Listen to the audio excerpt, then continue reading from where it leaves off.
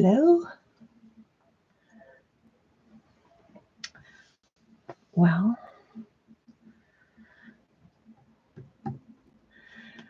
hi. I think I'm live.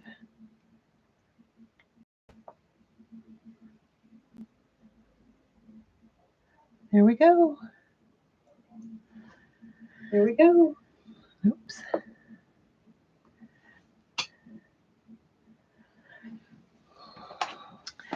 Good evening. This is Mindy Hicks with Twilight Stitching. And thanks for joining my channel. And I'm just going to be sewing up a necessary clutch wallet tonight. This is a pattern by Emmaline bags. It's extremely popular. I think just about every bag maker has made it, but it was the very, very first bag or wallet that I sewed up that actually got me interested in making bags. So I suppose I should go over the pieces.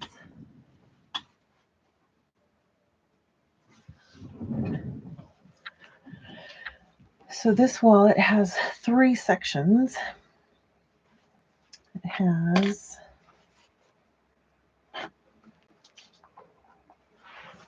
so this is the outside of the wallet. Can you see it's glittery? So that's the outside piece, and then the inside piece. It's purple. I don't think you're seeing that. You can see a little better here. And let's see, the top flap and the underside flap. Top flap, underside. So that's one section. Then there's a section that has zipper pockets. And oh dear, I don't have that. 2 zippers, some more of the same fabric that's on the front, and insides of the zipper pockets. So that's a second section. I have this, but it's really stiff. I should cut something else. The third section are the card slots. And this wallet has some green card slots here. The back of the card slots, more purple. It's just not showing purple. Does it help when I get closer? Not really. And then I always stick a piece of the RFID paper or fabric behind all my card slots. So I usually start with the zipper section. And also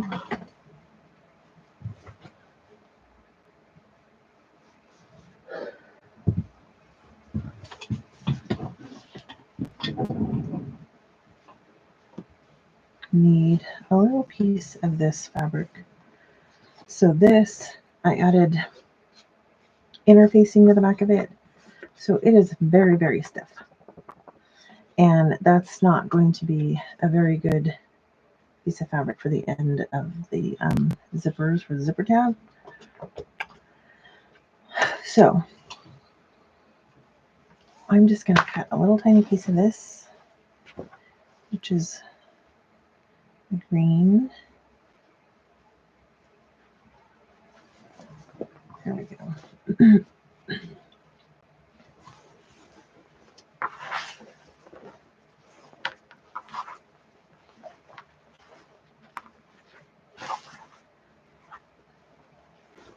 There is a link to the pattern in my description if you're interested in making this fun wallet.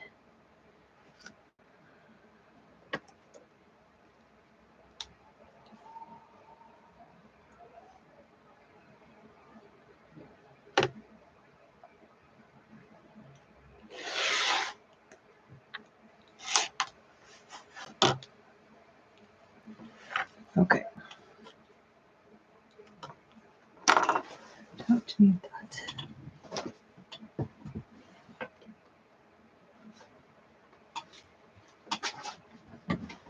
I'm going to turn on my iron so I can iron this little thing. So now there's a green piece that will go on the end of my zipper tabs. And I need zippers too. Zipper pulls.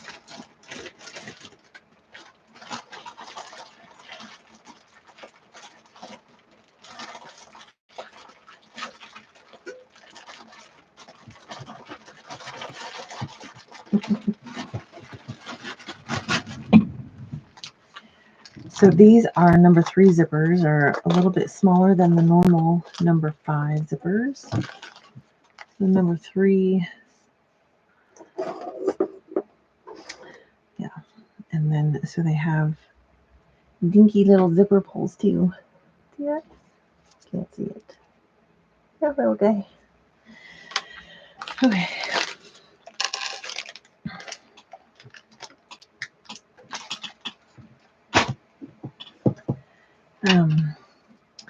Some people have little jigs that help you put your zipper on. I just twist it open.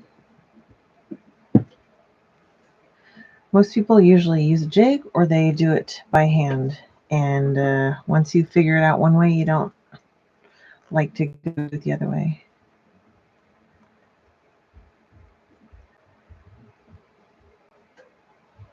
So you get it on there like just barely, and then you push it on. And there you go. Your zipper pull is on. I do not like the lighting here. That's on. Okay, so I'm going to put the other one on. The pattern actually calls for 1 zipper. So you'll see when I'm finished how they fold up. And so I fold up 2 zippers, and the pattern has a zipper on one side and just a flat piece on the other side. Still dividing, but not a zipper pocket. Okay, I'm going to iron this little guy real quick.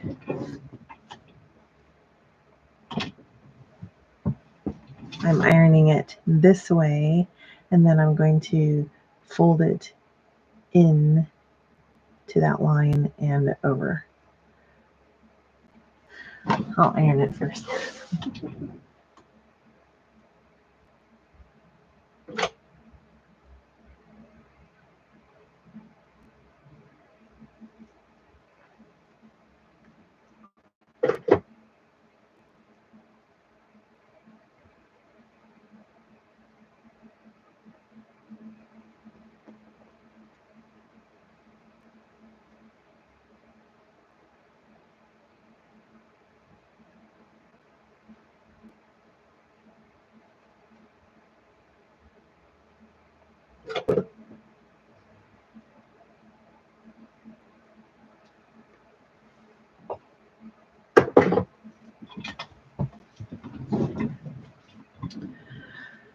Okay, I'm also a huge proponent for double-sided tape. So these do happen to be, it's just so dark over there.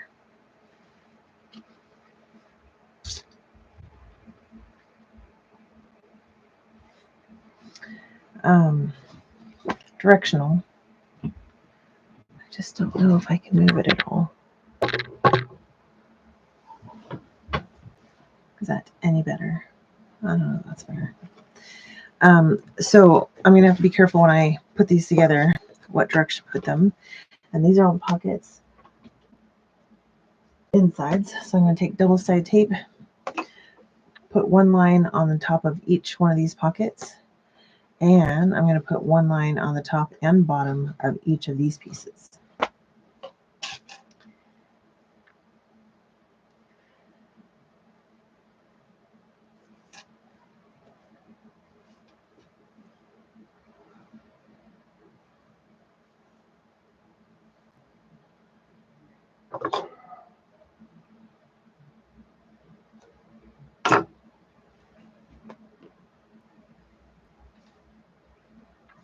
Is anybody else watching? Please say hi if you are.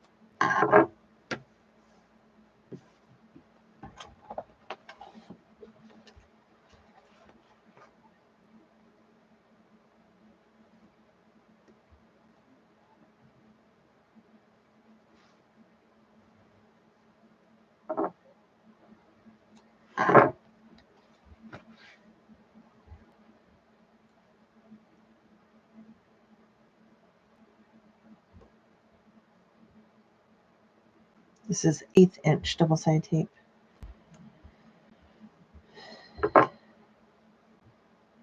I don't know what I did before it was around.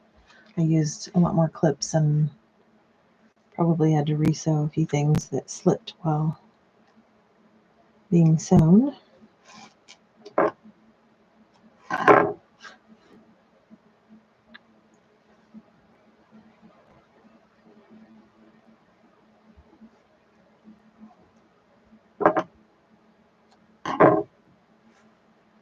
Okay, those are done.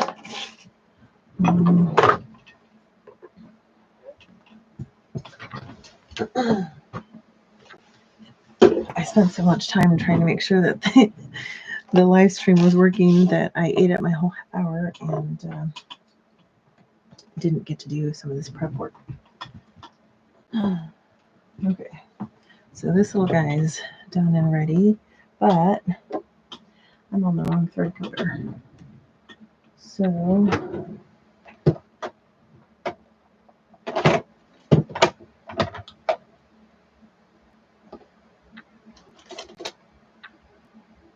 don't.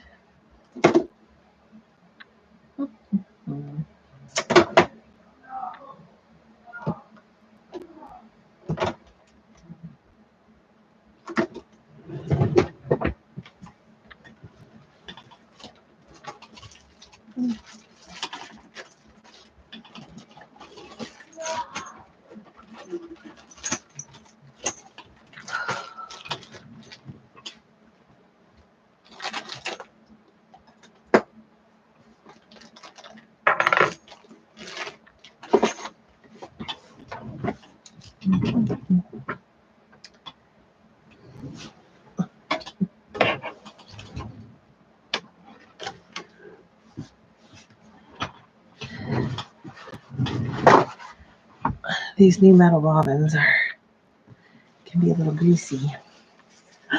Hi, there is somebody watching.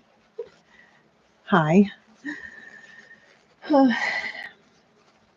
Dee Dee and I got on a couple nights ago, and I made a fool of myself there just talking. So this is super fun because I'm looking at a camera where there's nobody there. So I keep looking at these screens when there's really nobody there. Okay. Now I get to get more thread going. Fill my bobbin. Because I didn't do it beforehand, and that was fabulous.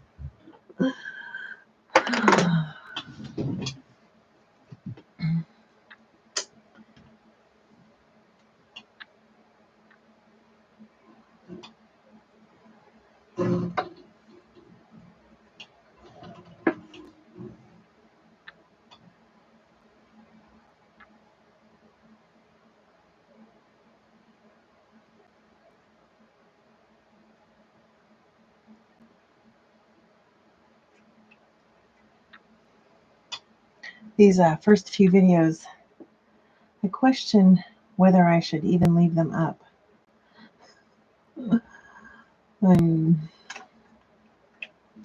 Yeah.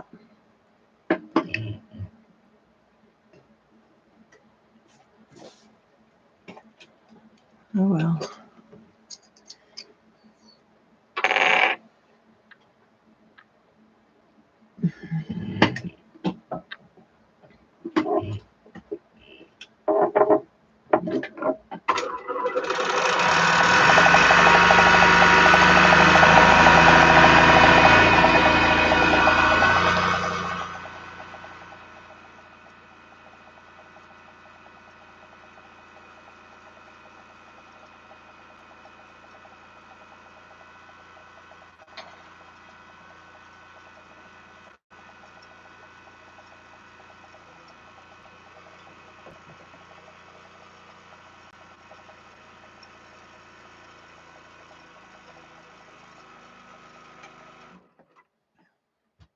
Okay.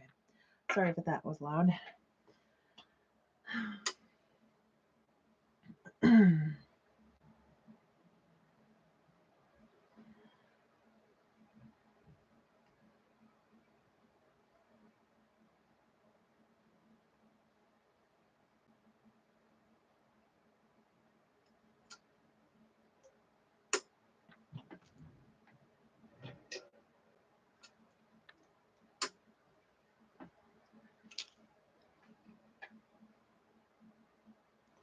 So the live is for you. So if you have any questions, feel free to ask them. I mean, it's for anybody that watches, but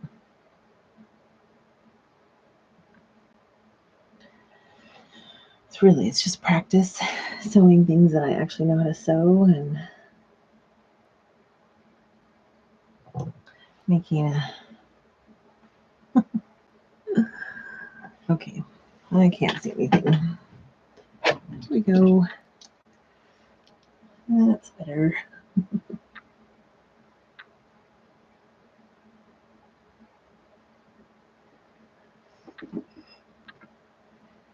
did have a little bit. Bobbin. Okay.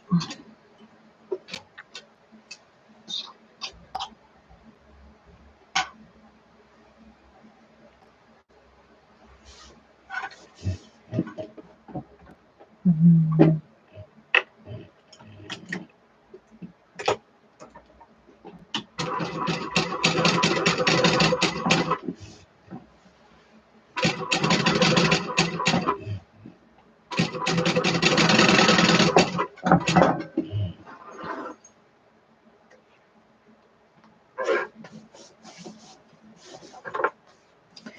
Sometimes my machine gets a little greasy from sitting here a couple days, so I always like to pat it down before I start using it.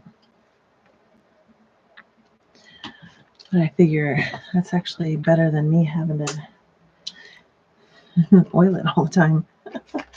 Okay, so the zippers are going to go. It's just zipper tabs that I'm putting on the side, but instead of cutting 4 pieces of zipper tab, I'm going to put them all in one, like this.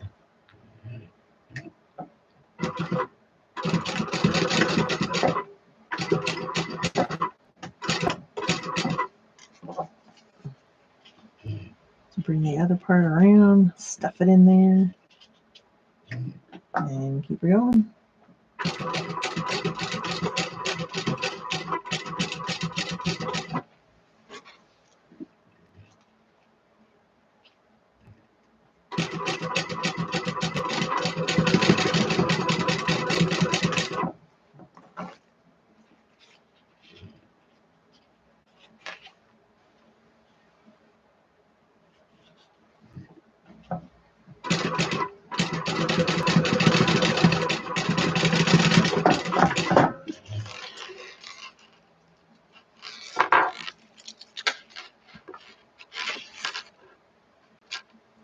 feel free to tell me if you can't hear or if I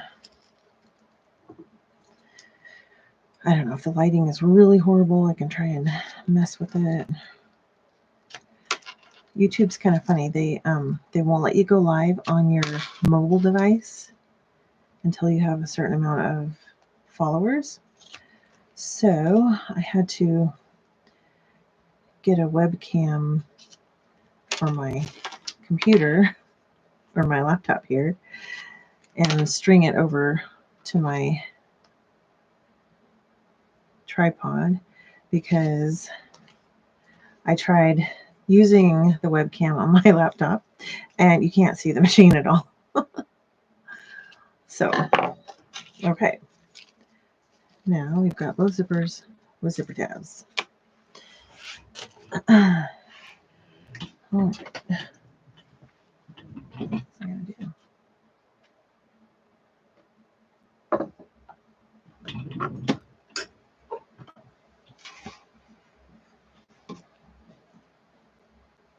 So this is right side up.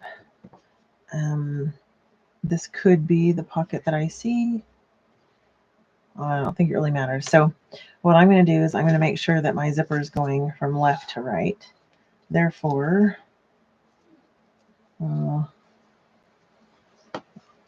yeah, right now it's technically this would be closed and then this would be open, like this way would be open, but because I haven't put it all the way on, it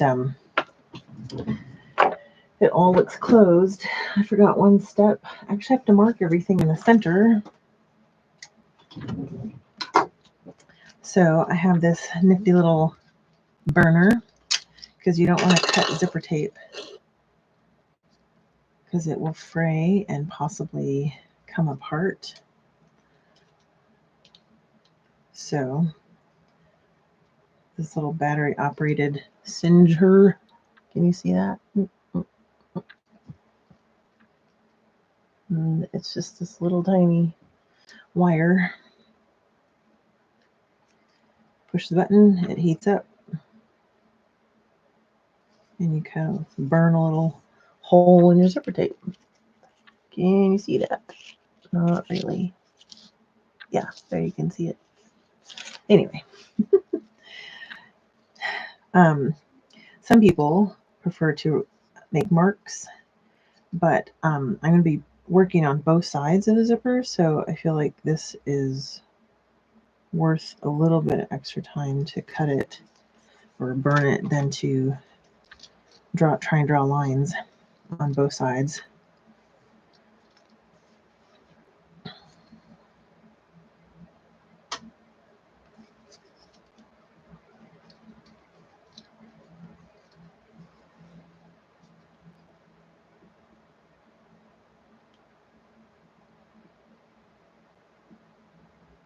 Okay, those are marked. Now these need to be marked. So I'm just going to fold them, the tops together, get my little crease there, and I'm going to actually cut a little tiny snip. And that makes a little tiny corner there. So I know that's the middle.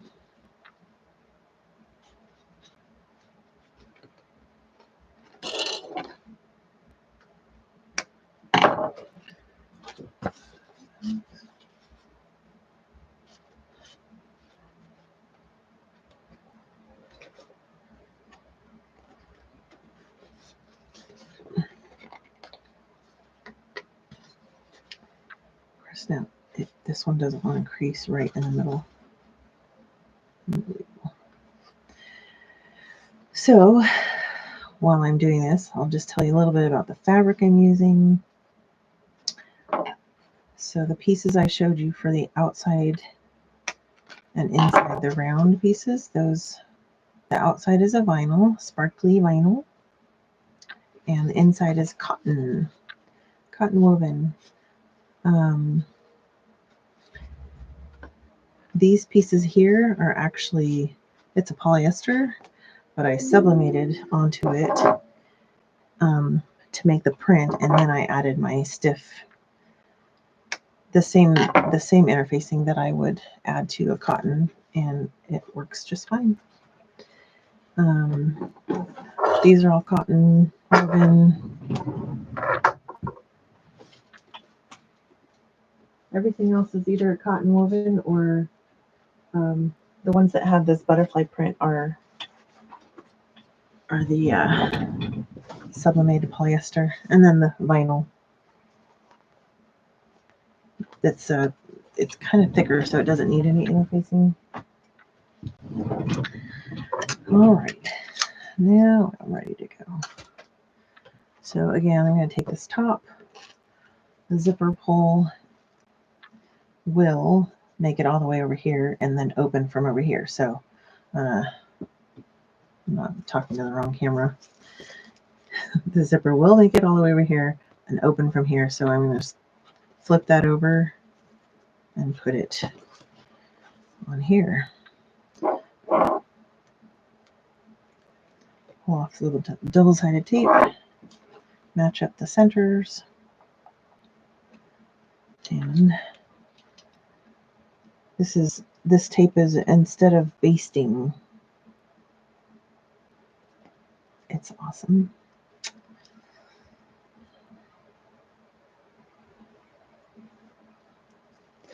So normally, or I should say I used to, clip this on, baste that, and then come back and clip one of these on. But I'm going to do it all in one fell swoop. And swirl. And this, I just hold this up. Kind of get the edges to reach and do.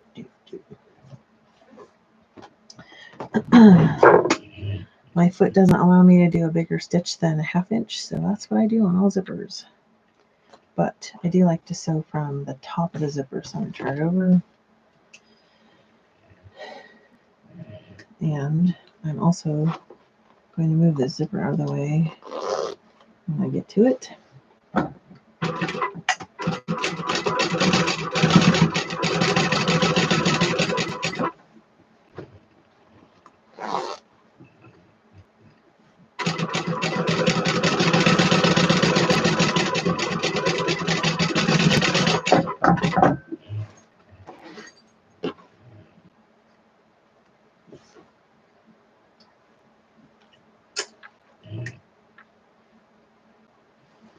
And then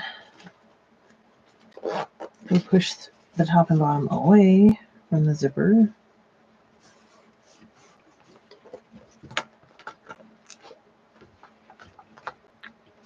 And the top one's a little stiffer.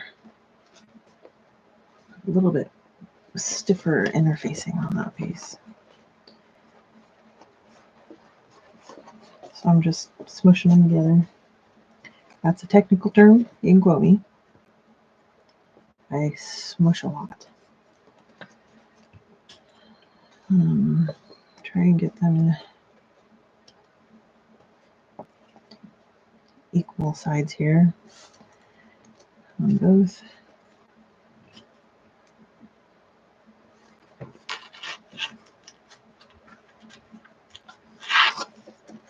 Okay, and then I'm going to make my needle have a little bit bigger stitch and top stitch across that right under the zipper. Traditionally, top stitching is considered about 1/8 of an inch.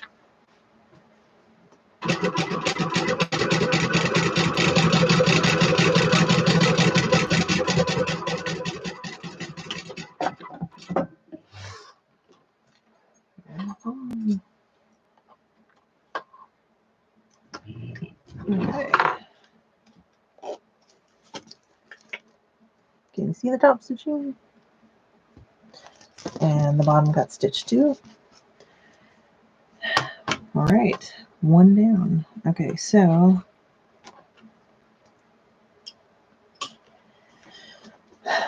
this is going to sit like this. I just know that because I made it before, so I'm telling you, it's going to sit like this. And then the other one is going to come up and sit right here. So I want to be able to see this one right side up too. So it needs to go like that. Therefore, I'm going to put this here. Yes. If you don't have directional, it makes things a bit easier to, you don't have to think as much sometimes. But some of that directional stuff is just really, really pretty.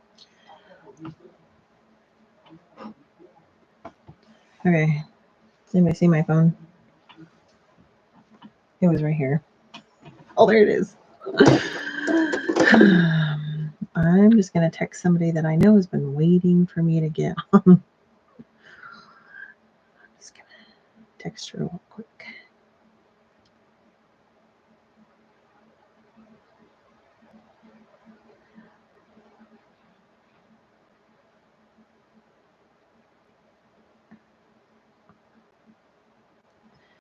Okay.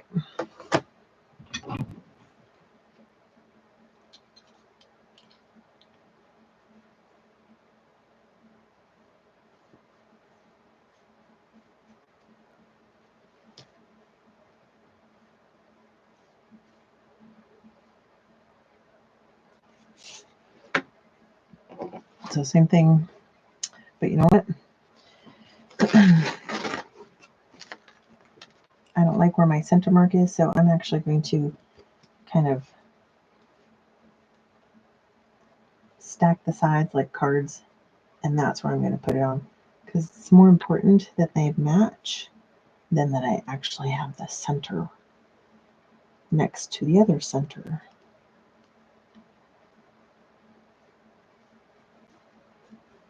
Okay, better.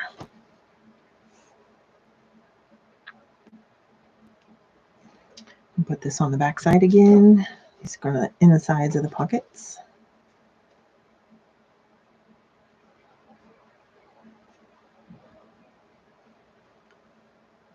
Dee Dee's here.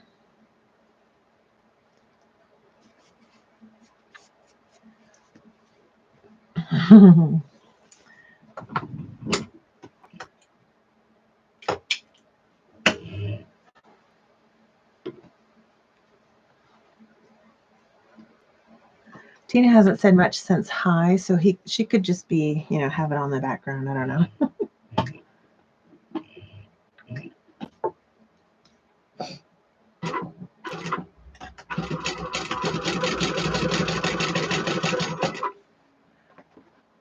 Oh yeah, she is.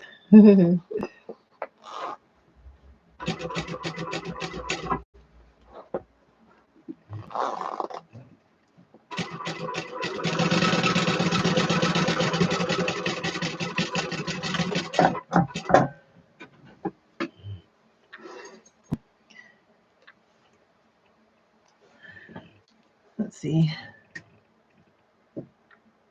I'm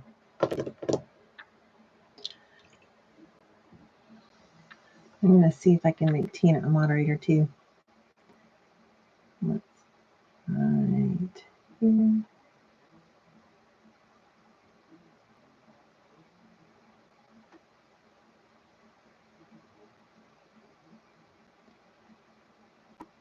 There. That way when I get super popular and you ladies get on while I'm live, then you can help me weed out the creeps. the creeps.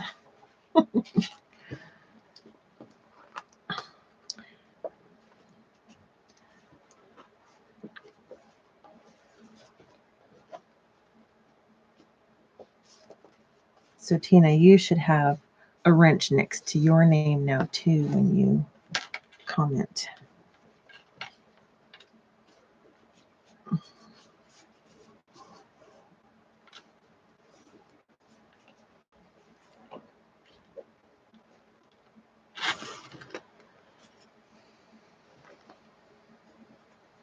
I don't know. I've never had to kick anybody off, so I just know that the moderators take care of that. I'm not a moderator on anybody's channel.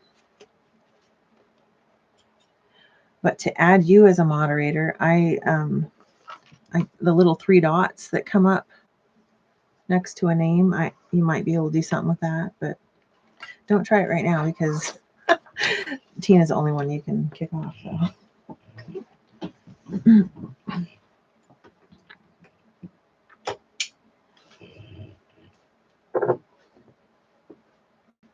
So Dee Dee, right now I'm making zipper pockets.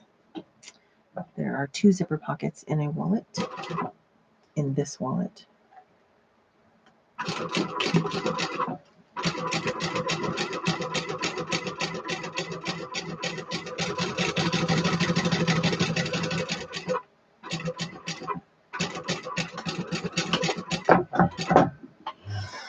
And I got that webcam set up over here with my laptop over here. Oh, okay, block somebody.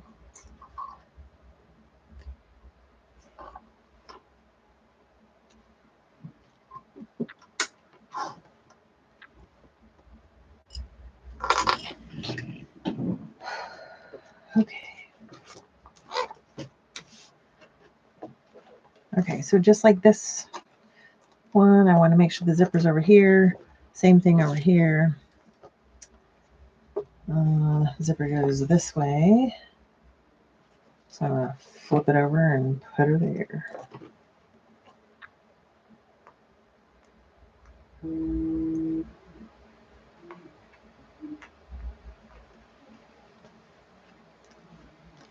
I don't have dots.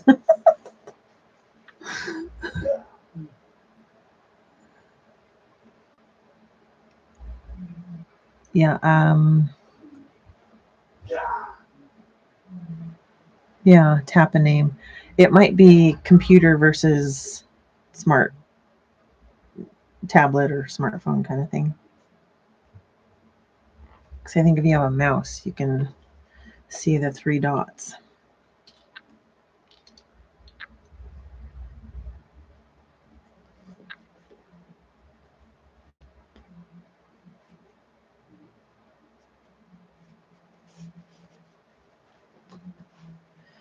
And another inside pocket.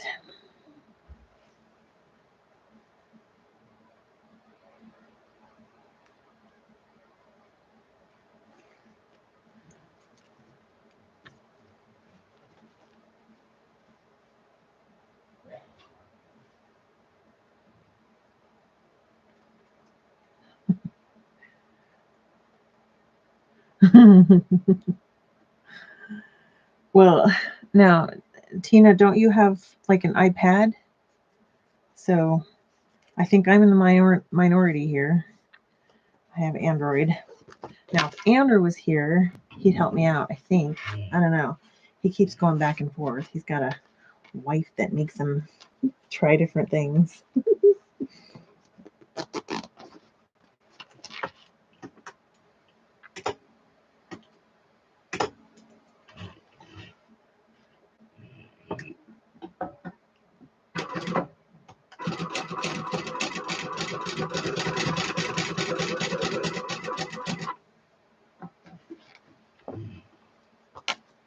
That's okay, Dee.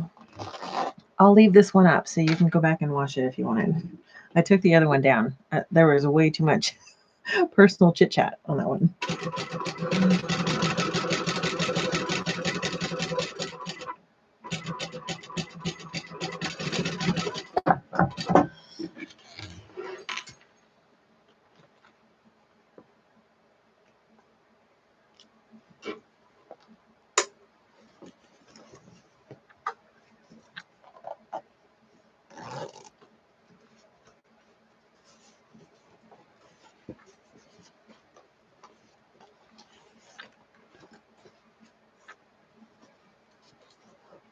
And Tina, don't feel like you have to stay.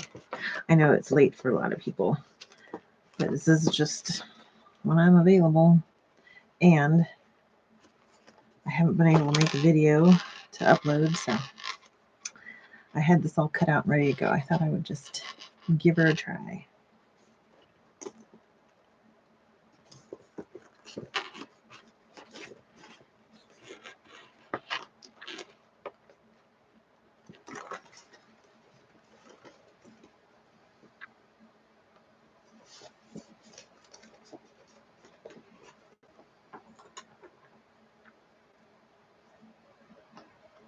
Okay, this is the last easy one. Next one gets a little tricky.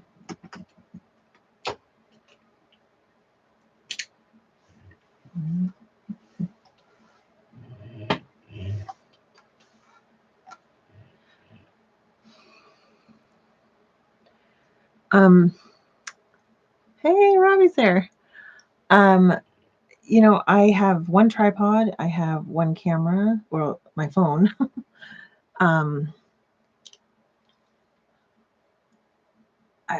I guess right now I'm just trying to feel out. I don't know how to edit videos. I'm hoping that I can start a video and record through and not have any huge bloopers, but I think I might be able to, you know, splice stuff out of the middle, but, you know, taking something here and putting it there or speeding up things, that's all very, very new to me. Like never used before new.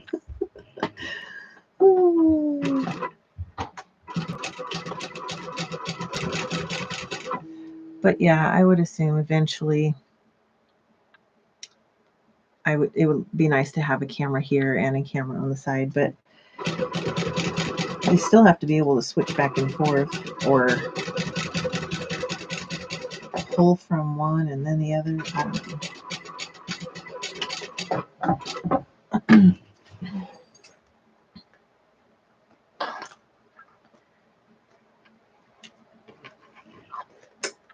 Okay, so far it's pretty simple. Zipper, and okay, so in order for this to work, we have to make a circle. This is the fun part.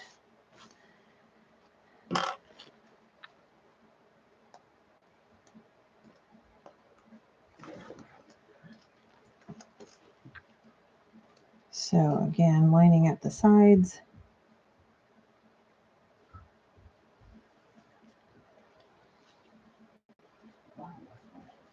Taping it down. Last pocket liner. I'm a little bit, what does that say? Muffled? Well, the microphone's over there at the camera. I'm above the machine to see what. Yeah. Well, and this probably, if I turn that off, does that help at all? Sorry, my video is delayed. Why is it so delayed? Does that help at all? I was telling Dee Dee, YouTube won't let me use my cell phone as my camera and microphone until I have at least 50 subscribers. So the only way I can do this live is if I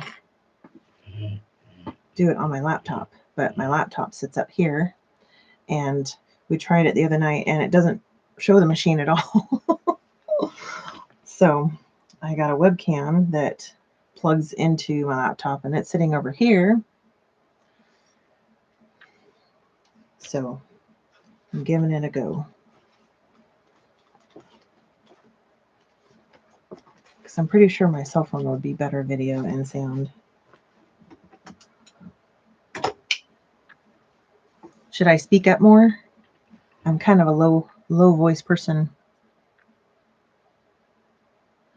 I know. Well, I thought about sending, I wanted to have something up before I sent out something to the family, just kind of like, hey, I need subscribers. You don't have to like get notified, but if you could subscribe, that'd be great.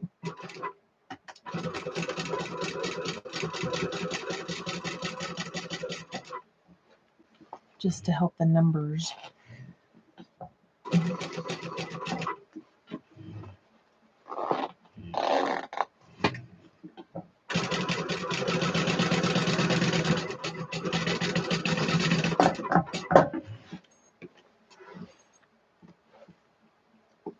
Okay, so now this is the tricky part. So I have to top stitch through there.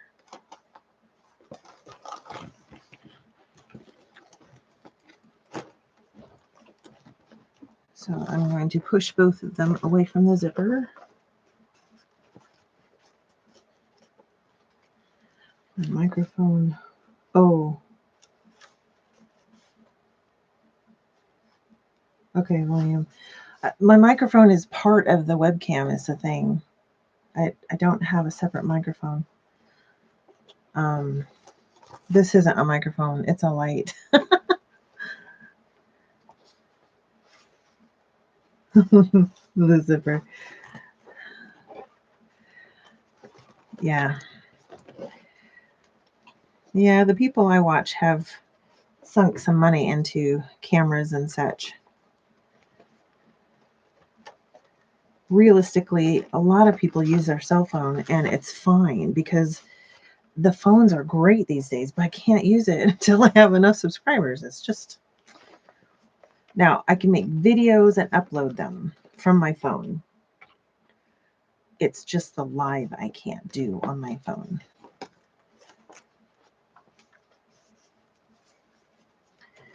Okay. I'm going to check my bobbin before I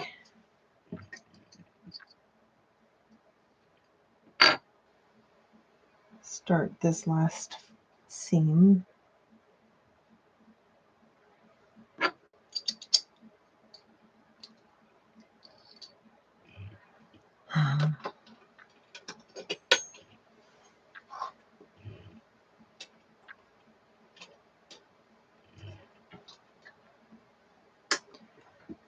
So I turned off this light right here. Did that help? It looks like it's still, my machine has got light there. So if I turn that on, that's very, very bright.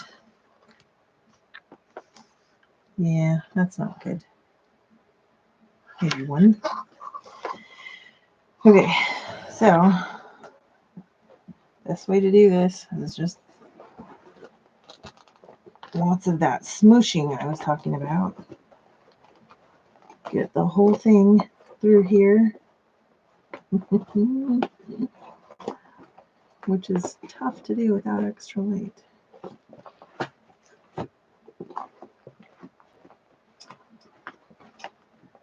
Make sure my pockets are... Yep.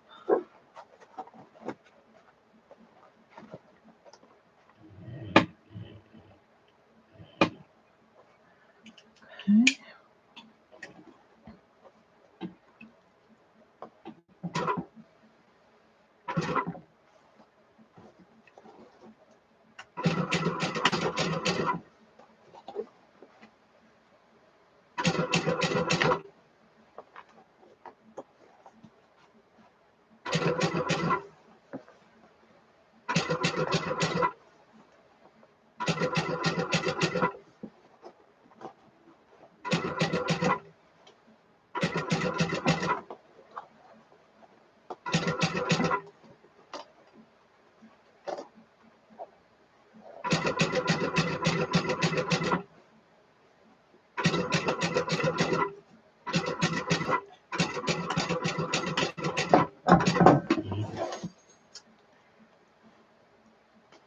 Ta-da! Nice little scissors. Yes, yes. Right. I understand the light is not great. I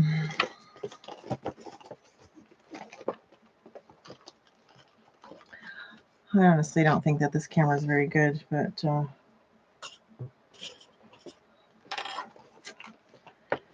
Okay, so here is the pocket, zipper pockets, but they are inside out still. So here, I'm going to get the zipper evenly spaced there and clip. Same thing over here and clip. And then do the same thing over on this side. Over here. And then we just want them to overlap nicely without doubling. We don't actually sew these seams in the middle together. So make sure that they're clipping on both sides.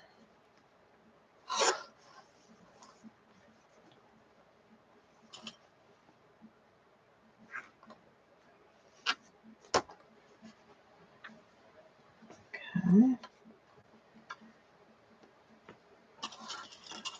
And a couple extra clips for good measure. Sorry, I also mumble a lot. Mindy's got the cool stuff. Oh, the scissors. These are the I Ching, but these are really nice for threads. These are Kai scissors, and they're the 7000 series, which is the professional series. Once you try one of those, you just can't go back to anything else. You're so good at that. Ah, ha, ha, ha.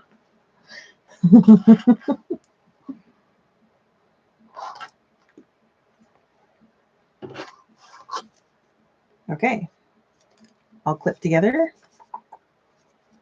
Looks pretty straight, both sides. Now we're just going to sew each side with, I'm going to say it because I know another video that does say it's a 1/4 inch seam. Oops, this way. Back stitching at the beginning and the end.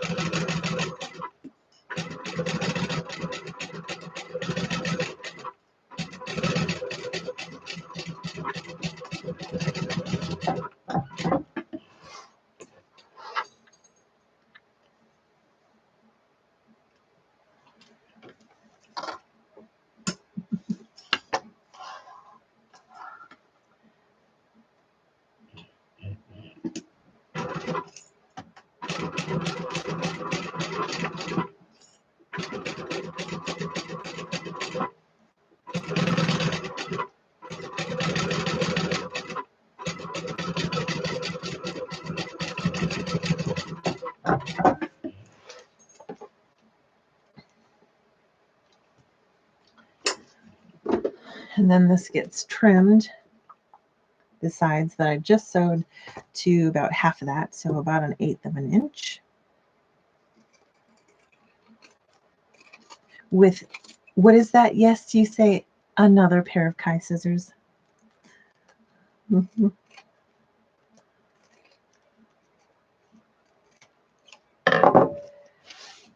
I do have a trash right there. I'm not just throwing it on the floor. Yes, he's sleeping right there. I don't know how to show you without messing up my camera.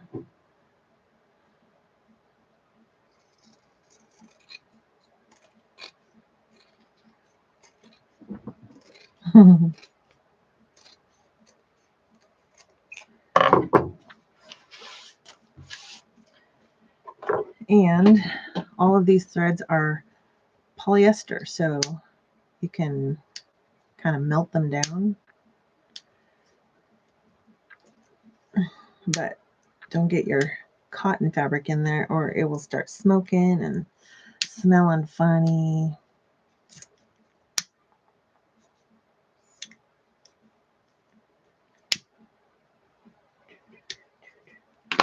Okay.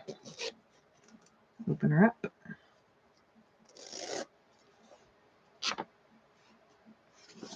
And turn her inside out. Or right side out, sorry. Right side out. He is sleeping on the job.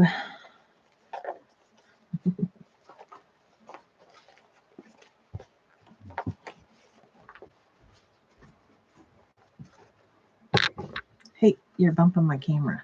Oh.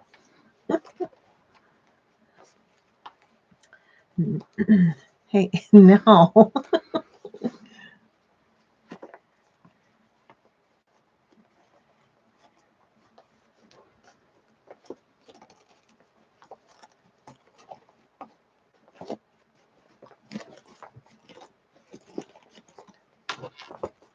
Can you see who's written?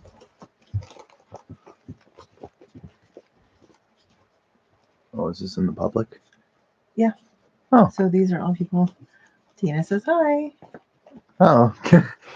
She can hear you, can't see you.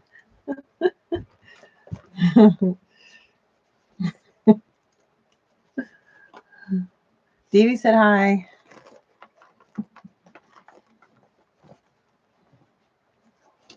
He wants to do a YouTube channel. He's been wanting to do one for a long time.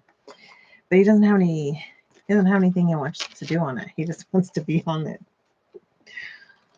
Anyway, I told him if he could find something that he actually wanted to do, that he could do that. All right.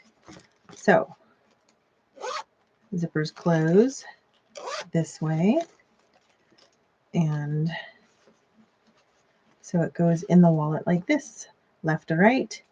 And you have two zippers.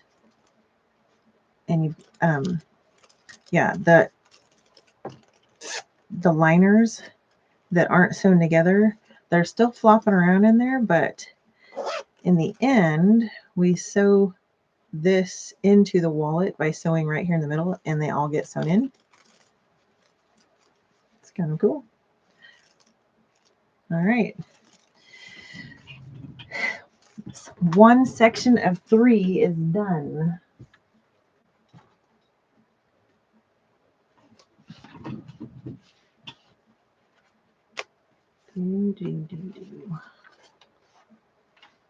That and that and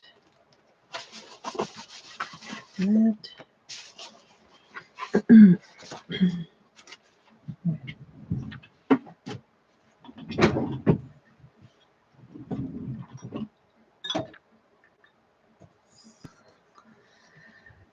So now we're going to do the big portion, the outside and inside, and the flap.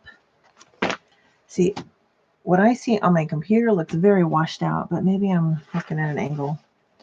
My laptop looks better, or sorry, my tab looks better, but I don't know. Okay, so first we start with, yes. So in order to cut these, you have to cut one because it's going to sit out like that. And then you have to cut one the opposite way so that when it's closed, it looks like that. When it's open, it looks like that. Directional stuff. So we're going to mess with the inside flap. Mark the center of the bottom. Hoist.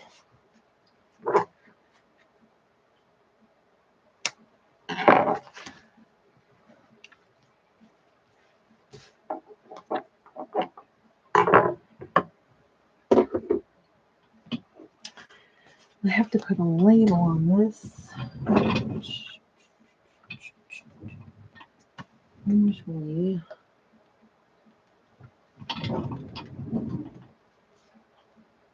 this black, gray.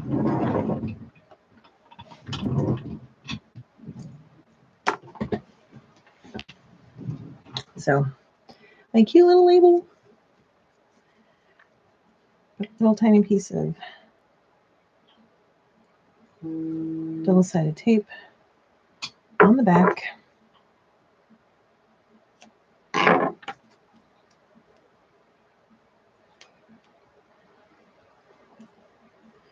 But I also have to put the magnetic stamps in this.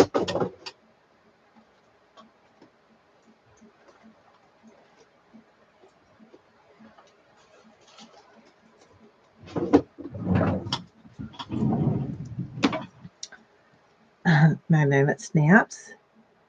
They are put on with a rivet press. Stop looking at me. There we go.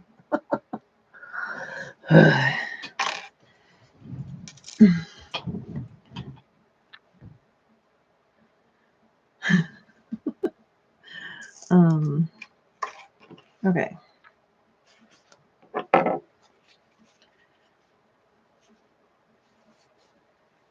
So I'm going to mark the top, middle, along with that bottom. The little tiny. The seam allowances on this wallet are not huge, so you don't want to make a huge gash there because it needs to fall within the seam allowance. Okay, and I keep my pattern around for a few dimensions that I just can't seem to remember. That one goes there, and that one. I'm not supposed to say a lot of these dimensions because I don't want anybody to steal the pattern.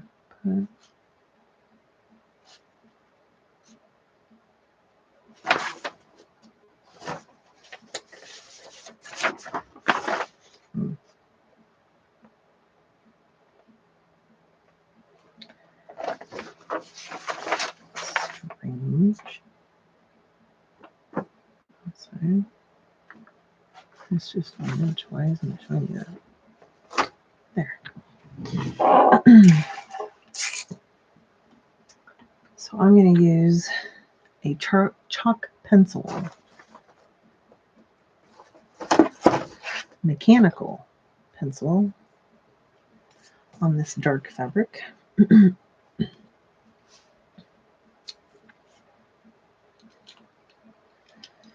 I'm going to put my ruler on the 2 little divots that I made and mark a line about where I think that snap's going to go.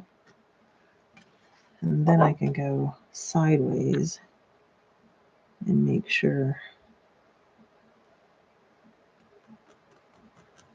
it's where I need to go. Okay. And this guy goes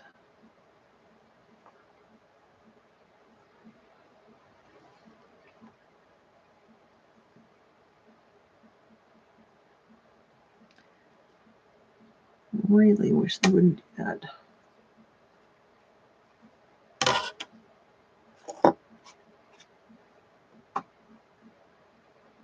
There we go.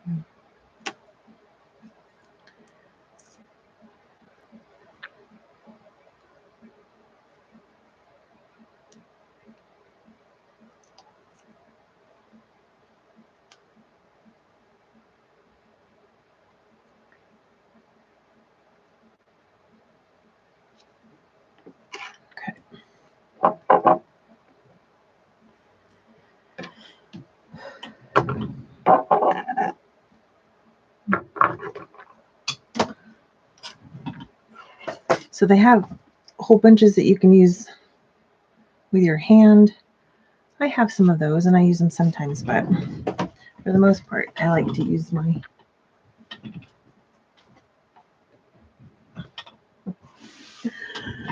rivet press. And I have 2 because this one stays on the hole puncher almost all the time. See? Whole bunch. Mm-hmm.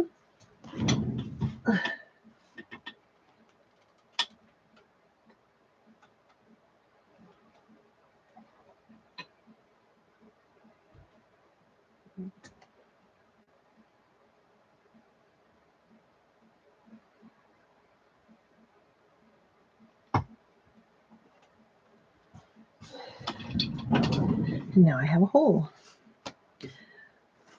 But no matter what you're putting these magnetic snaps on, pretty much always needs something to put behind them. Just to be safe. There we go. Okay. I keep lots of little scraps of interfacing foam, that kind of stuff. Okay. So this is going to be the inside of the flap. So let's see.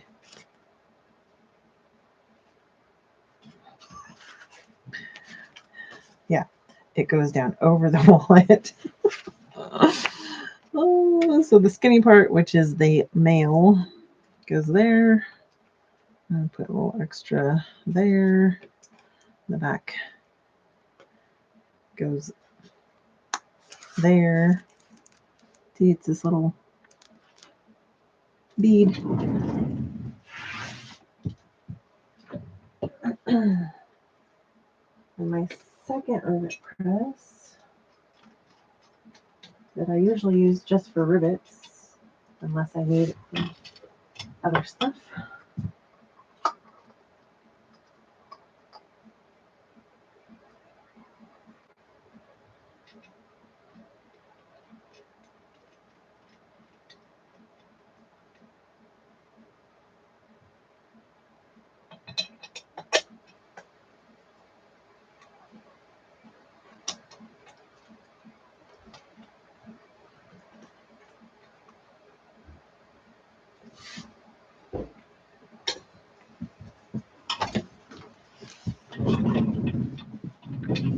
Okay, so the magnet is on. It's nice and skinny, and the back is just it's very smooth. You don't have to put anything over it. Yeah.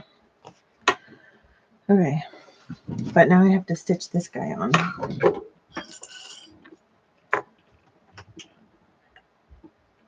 So I get a tiny, tiny little stitch for this.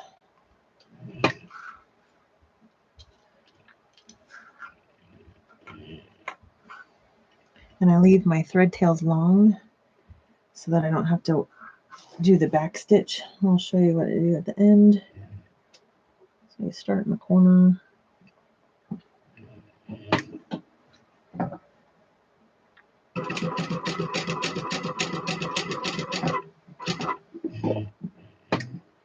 Pull up just before you get out of the label.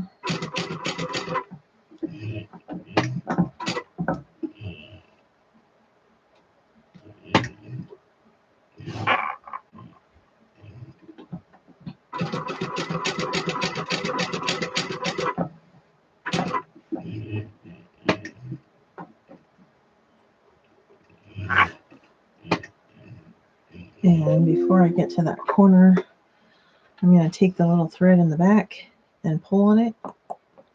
And it's going to pull through a little piece of this top thread now, which I'm then going to pull through to the back.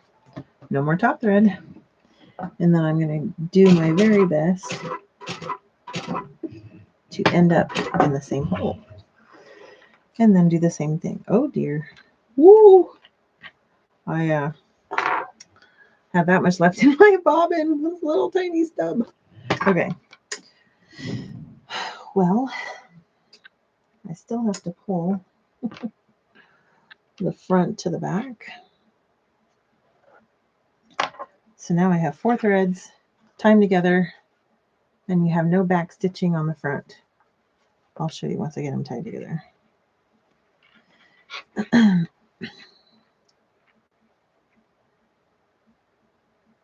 You can do this anytime you want to not show loose threads in the front or a knot or back stitching.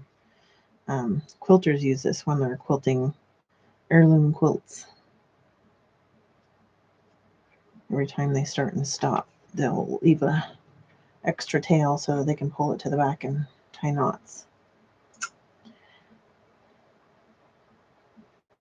And so here's the stitching on the front and on the back. It's just tied. And I'm just going to put a piece of tape over there. So many terms. I am learning flopping liners, the flap, directional stuff, seam allowances. Hey, yeah, you're learning a lot. Huge gash, little divots, rivet press, interfacing foam, thread tails. You're so observant. Okay, so this piece is done and ready to go. So I'm going to do right sides together, clip it up, and then sew it up. Come on.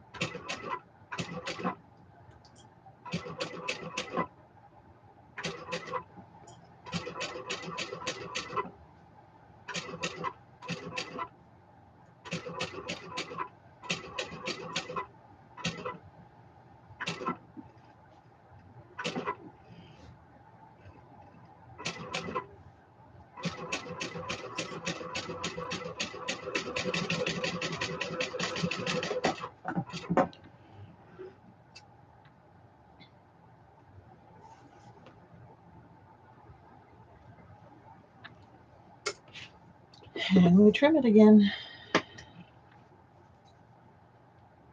Being careful not to get too close, especially in the corners.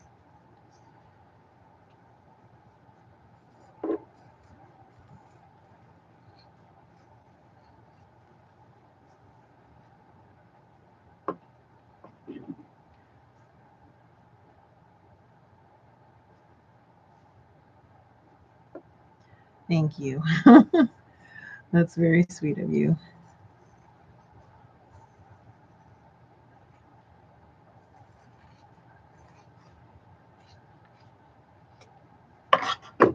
And I understand. I just, I tried yesterday, but somebody called and ordered a bunch more mugs. So, like, I spent a whole bunch of time last night making more mugs.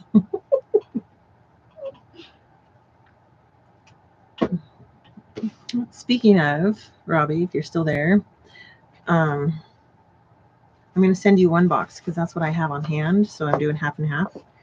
And I already put an order for a whole bunch more boxes. So I'll send a second box as soon as I get them. Oh, and then we're turning it after we trimmed the seam allowance down.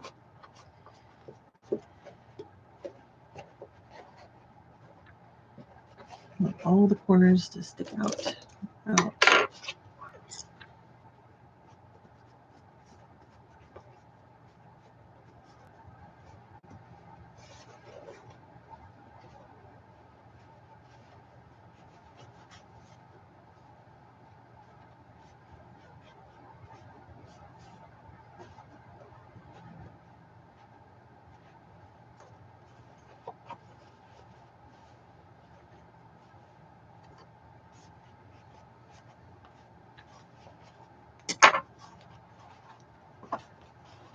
So I ordered plenty for the other 2 boxes that you want. But I thought I would wait a little bit just in case you change your mind and you want a new model of lantern on it, or I mean, I won't wait until the last minute, but I thought I would at least give you the option to change your mind before you get here.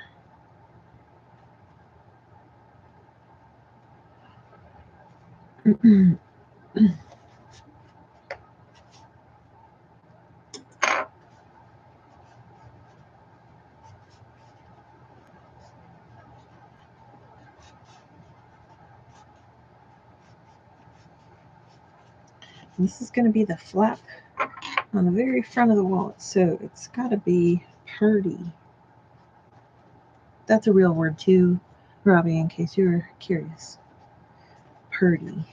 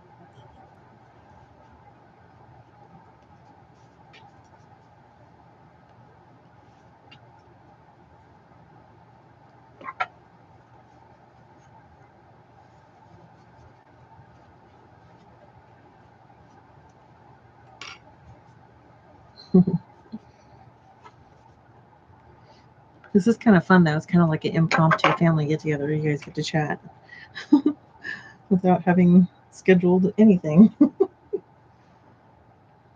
Funny.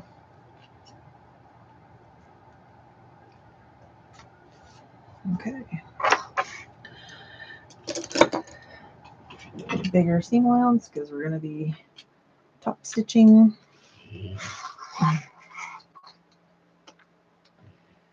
Very slow.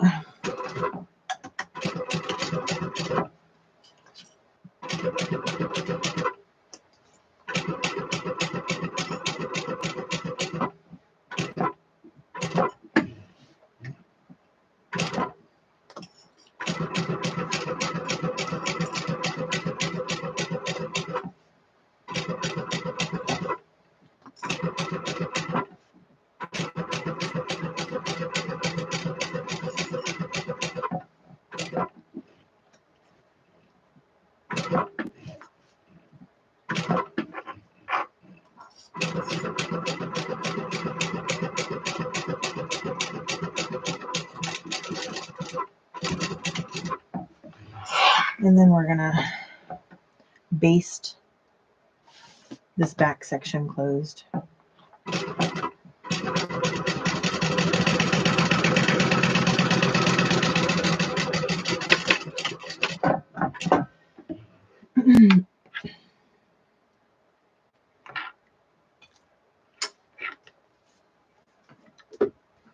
Just get rid of some of these little stragglers.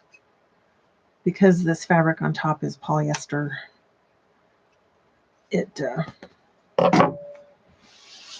has these little stray threads. Okay, there's the front. Can you see that? Front. And when you open it, there's the inside of the flap. Silly.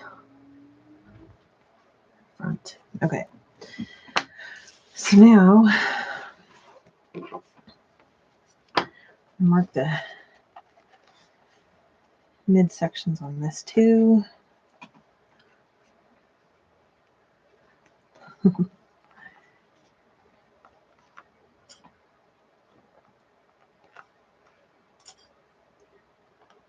I just find it easier to hold in place.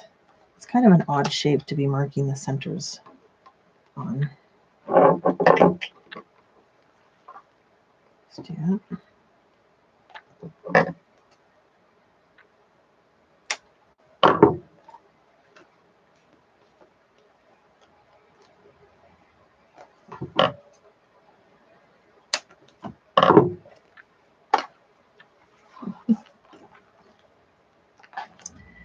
It is very pretty. I haven't been able to see it in a monitor that is as pretty as it is in person. Actually, I think I sent you pictures of the last one I made that had this. Like I had that little video with my camera or my phone, which has a better camera. That one showed it very well.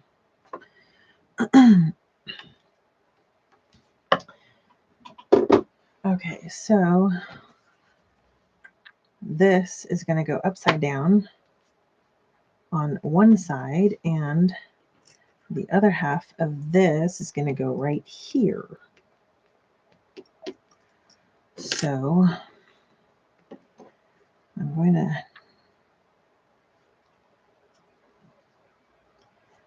tack this on.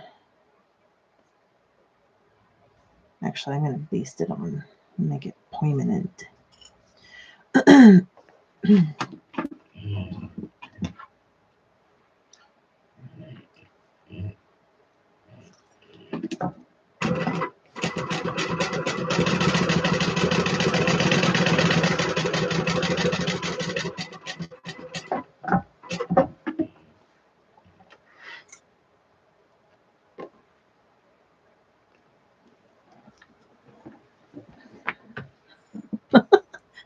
It's not a poop bag.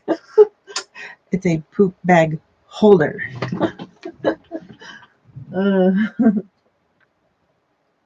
What am I looking for?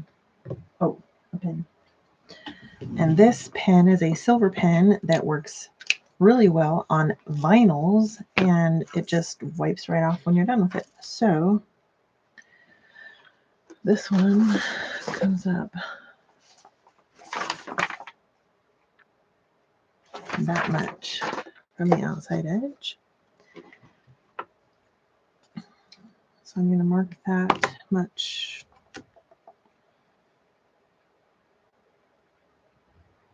from the outside edge, right around that middle point.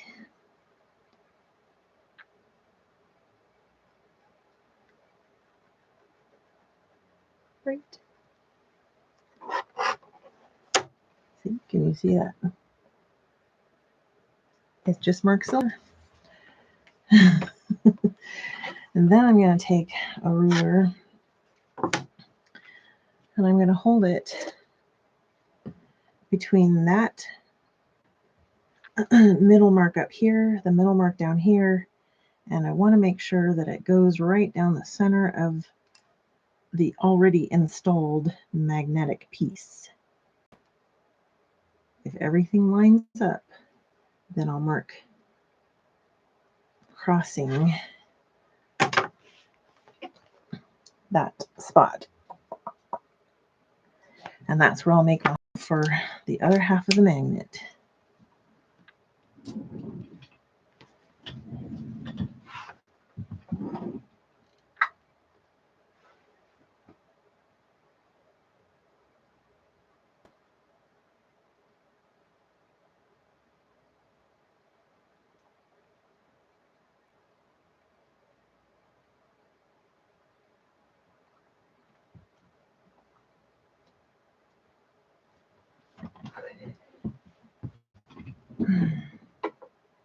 This one I've got some stiffer interfacing that I'm going to put behind here, because even though this is thick vinyl, thicker vinyl, it doesn't have any interfacing on it, and I don't want this trying to pull through. Put the back on, and I'm going to go smush it over here with my metal smusher. Oh.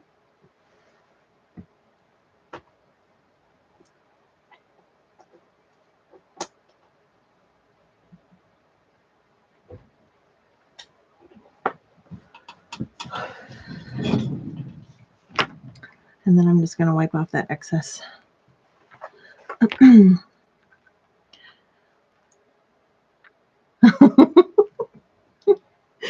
Indeedy, you're funny.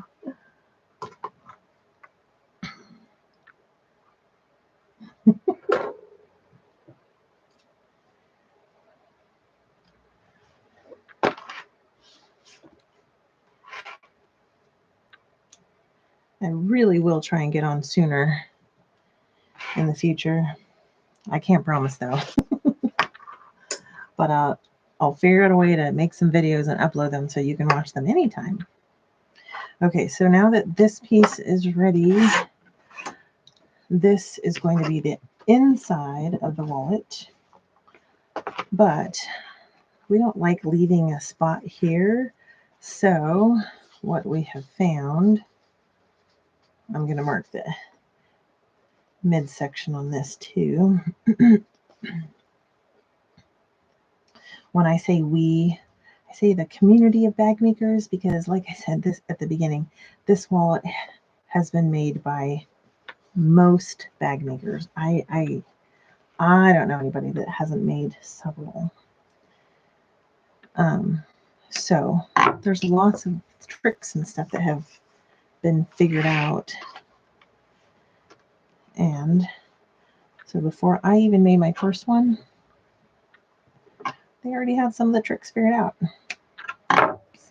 Okay, so like I'm going to cut a big old hole in the middle of this thing, and it's all going to get covered up so I can turn it right side out through that hole, and I don't have to worry about having a seam on the edge.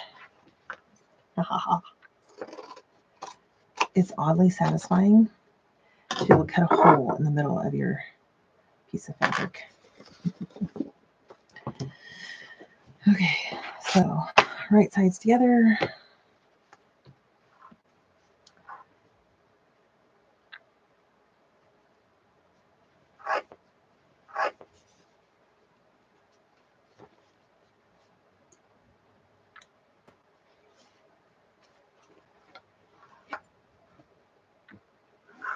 It's going to be a little tricky lining it up. I'm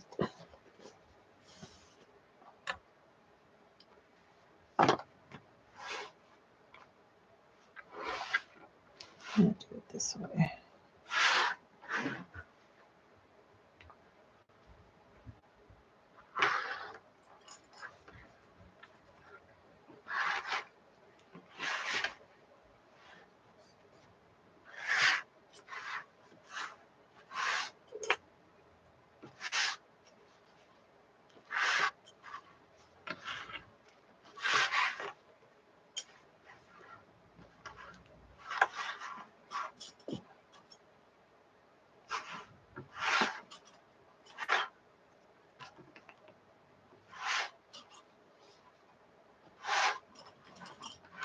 So you can really sew this from either side, but I find that the pieces that have interfacing put on them, they sometimes can get distorted, sometimes they shrink. And I know that this piece on the top here is the vinyl. I haven't done anything to it other than to cut it out with the pattern. So I'm going to use that as my template to sew around, and I'm not going to worry about what's going on underneath because I'm going to catch it. And if I feel like there's a little extra, yeah, it'll be fine. I'm going to trim it anyway, so.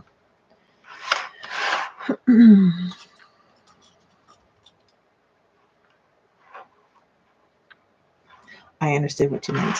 It took me a second, but I got it. After all, my name is Twilight Stitching. There's a reason I picked that name.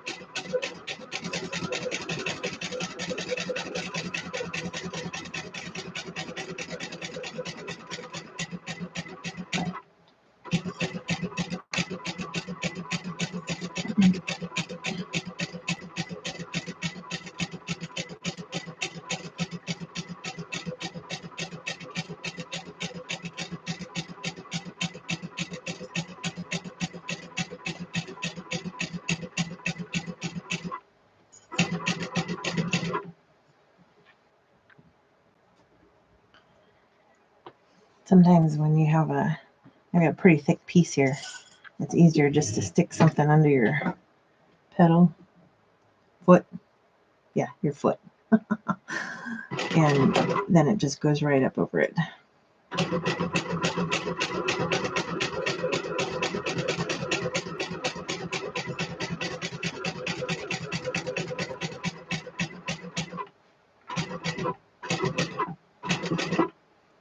Then it gets stuck here on the back of the foot. And I put this little thing, hopefully it will not tear up the fabric and keep her going.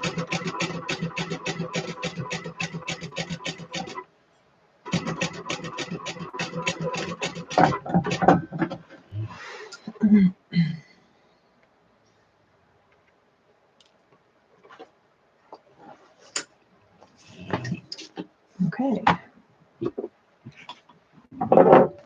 So now I'm going to trim all the way around except for this section here that has the top flap.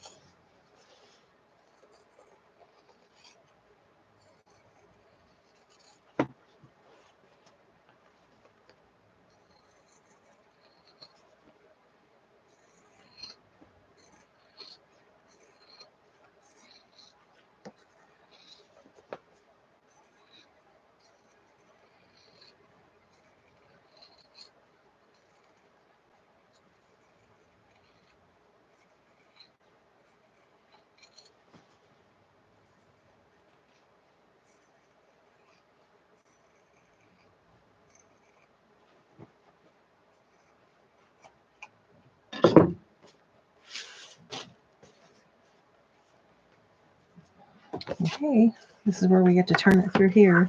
So I usually try and make sure that I'm pretty close to the edge of the flap in my cutting. Otherwise it rips. And I don't want to go past it.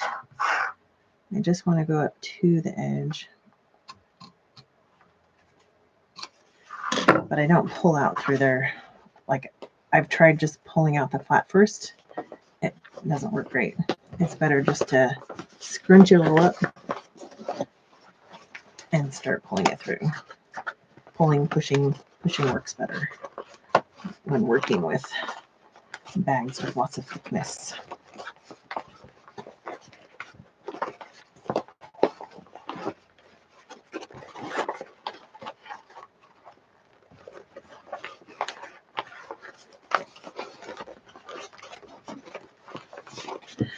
Good night. See y'all later. You can check in tomorrow and finish the video, because Robbie, I'm pretty sure you want to know how this finishes up.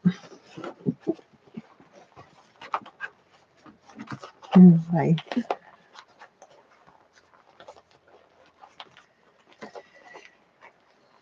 time is it? It's only 9 o'clock. That's funny.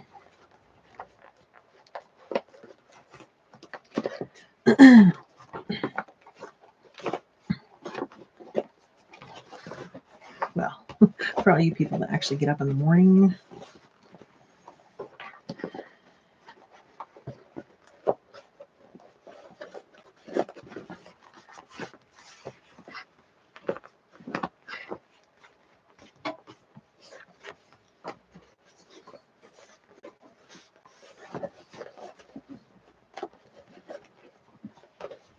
So now I'm just pushing out the edges.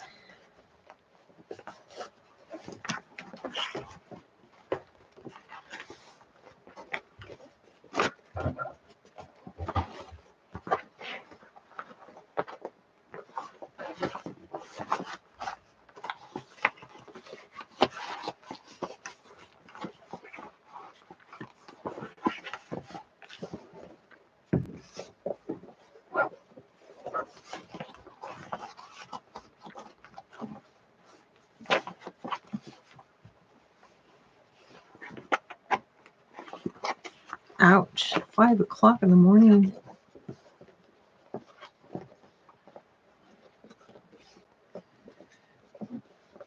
I hate to say it, sometimes I'm going to bed at that time. I'm trying really hard to go to bed before that because I really don't like this cycle that I'm on, getting up super late in the day, staying up till super early in the morning.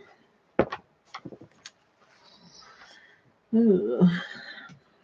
I figure at some point I'm just going to have to stay up all night and go through another day tired so I can try and reset myself. I don't know if it'll work.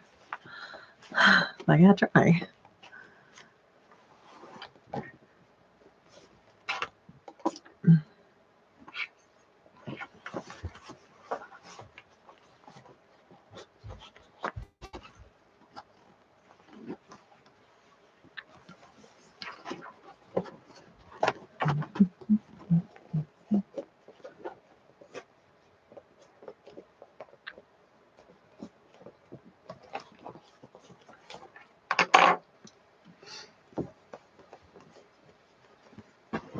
Okay.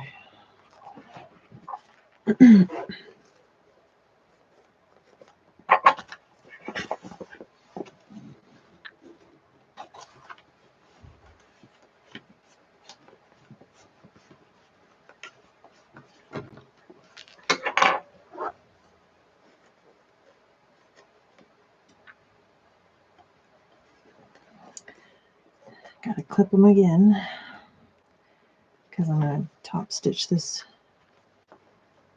round section on top.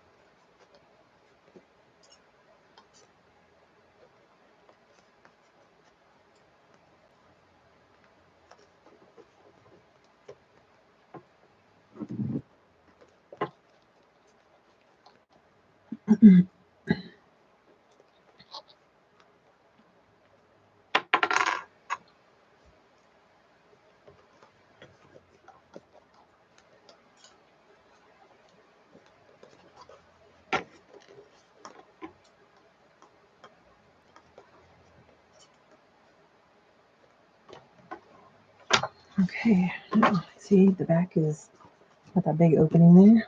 No problem. Because we're gonna put several different things on top of it, close it up. I don't even know it's there.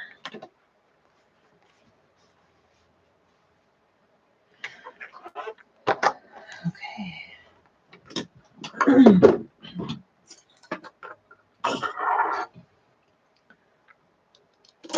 So this is the outside of the wallet, and pulling threads to the back would be a good idea, except that this little section here on the side is actually going to be all caught up in here, so you won't see it. Therefore, we're going to do our back stitch right here. It's definitely easier to do a back stitch than to pull threads to the back.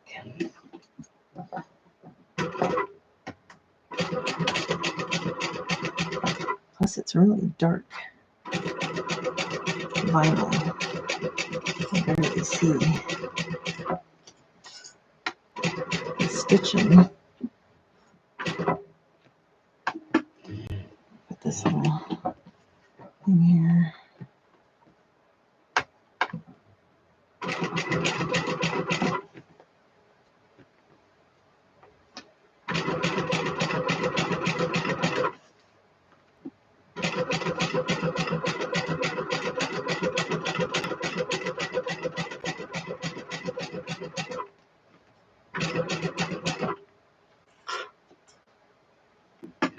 Don't want to mess up the fabric with the back of my presser foot. So.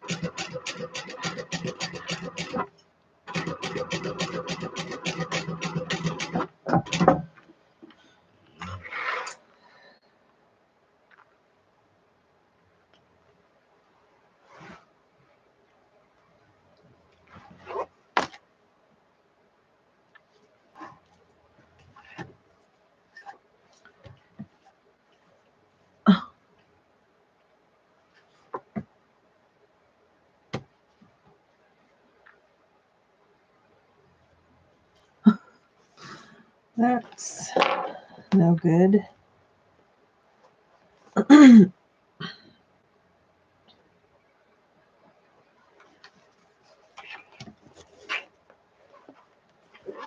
Okay, everything looks okay.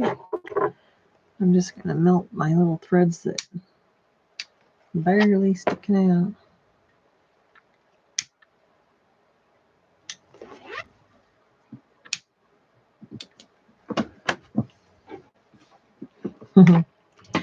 Well, great. You can tell her to come watch my channel. She doesn't even have to talk.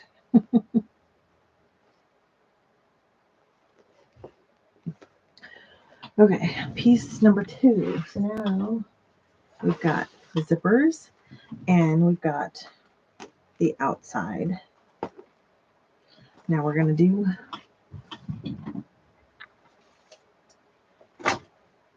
the card slots.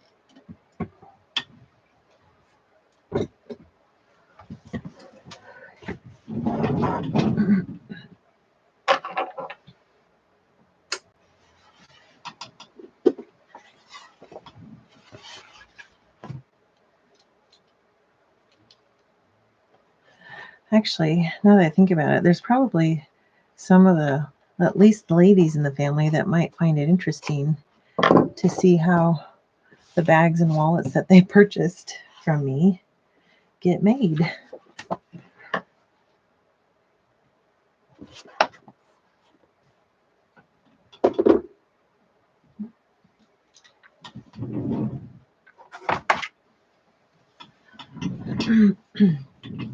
So I have this ruler thingy here that's acrylic templates that you can have made up that were, they're basically the pattern pieces. So you have to buy the pattern, you have to prove that you own the pattern, and then you can buy templates if you cut this out a lot. And this particular piece has notches that I make marks with, and that's where I fold them for the card slots. It's pretty ingenious.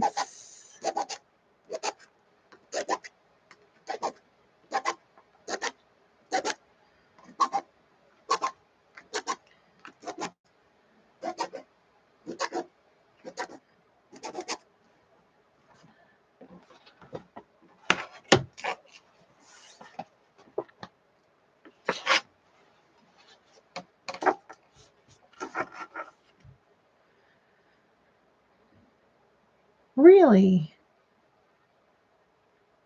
So she's fallen through on what she told her mom, huh? Or is that just somewhere where she can stay when she goes to visit? Oh, the acrylic templates, it's a problem. Can you see back here? All of these are acrylic templates for patterns, but wait, that's not enough. There's this whole section over here, all templates for patterns. Oh, I like my templates.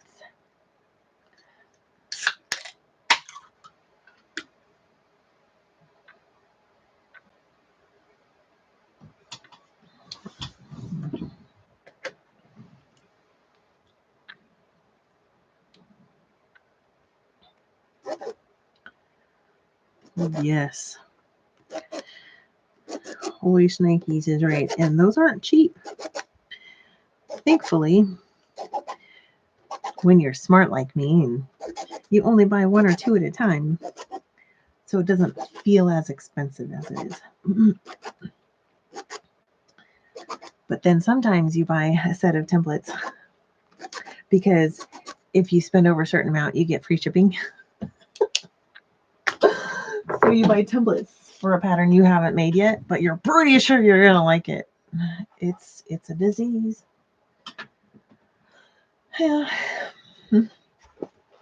Okay, so you can see all the markings. The top is the shorter space.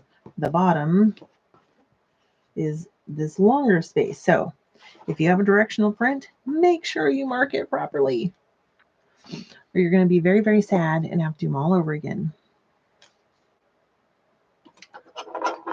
So I have some different turners. So this is a bone turner by Clover.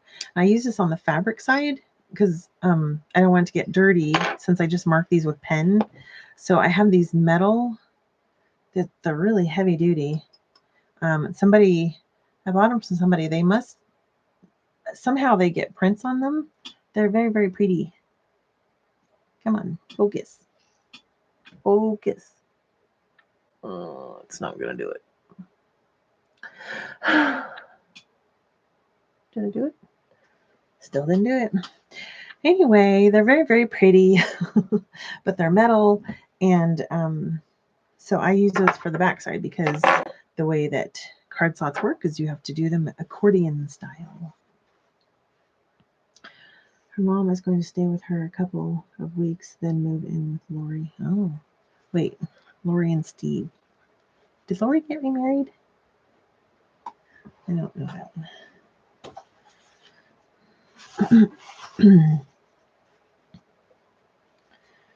So then basically you're just trying to make sure that every fold you make, the fabrics line up along each side so that when you're done, can you see that? Yeah, they have to line up on the sides. There we go. And I do all of these first. You can do it however you want. If you don't have the template, there's definitely pieces in the pattern that tell you at what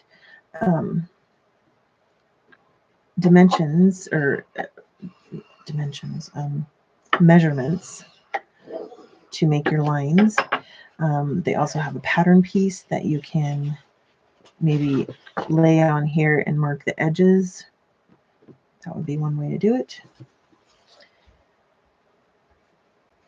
Or if you make one and realize that you're in love with making bags and wallets, then you go buy the templates and then you don't have to deal with the paper anymore.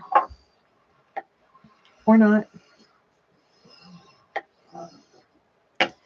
That template shop is where I get most of my templates, but ARC Expressions, I think that's their name, on Etsy, makes some for some of the designers that don't go through that template shop. And she'll do custom stuff too.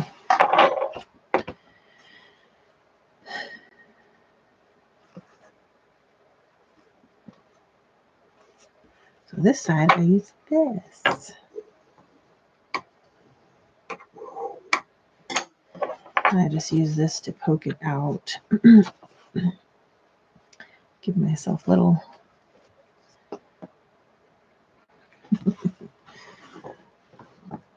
folds in the fabric so then I can lay it down, push down on those folded pieces, line up the rest of the fabric.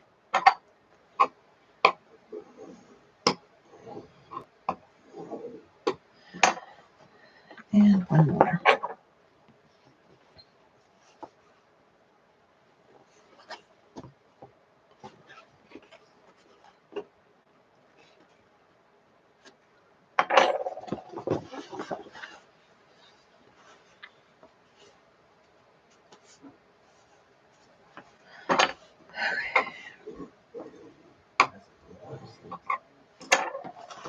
So now, fold, fold, fold. I'll just clip it together, clip it together. I'll be more specific later. I'm going to do this one now.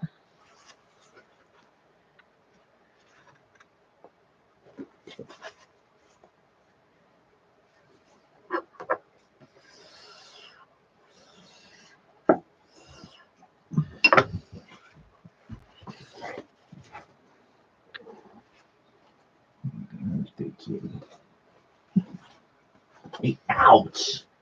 Hey, Noah, would you mind running out and closing the front door to the chickens? Okay. Please, thank you.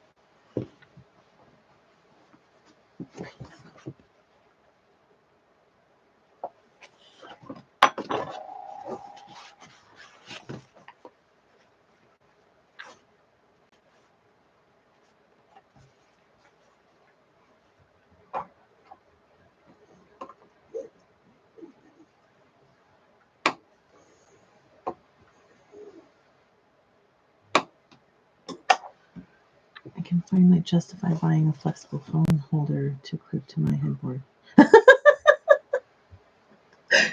To watch this while you go to sleep. Is that what you mean?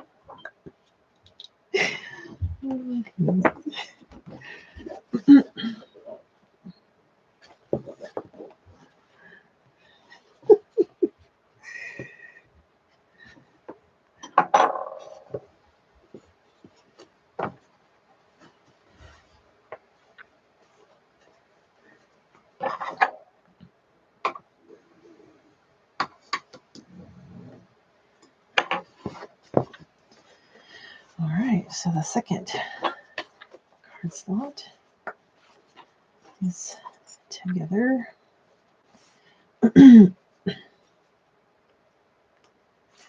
So here's where the specifics come in. Put these away. Little ruler. I hold it here. I'm going to hold it up. I put the 1 right on that first fold, and everything else should line up. And I don't know that this is even in the pattern. This is just what I figured out. So I'm not doing something bad. So this really should be on the 1/4 inch, and then each one should be a 1/2 inch later. So mine are off. So I'm just going to set this here. I'm gonna do a little squishing and maneuvering, getting them in the right place. There's nothing set in stone yet.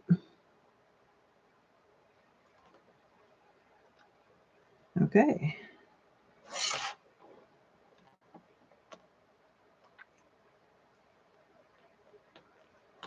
Come on.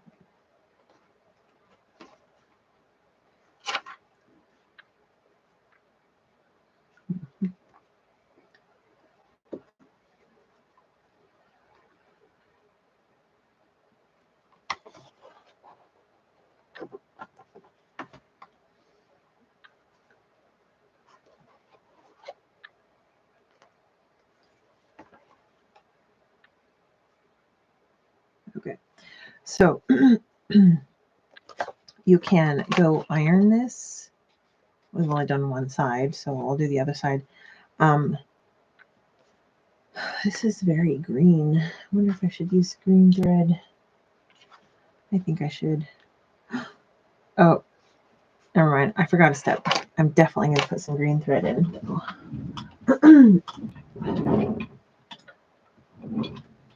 No.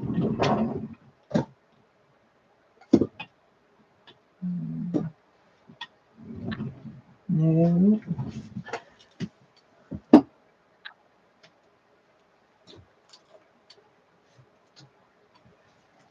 Yeah.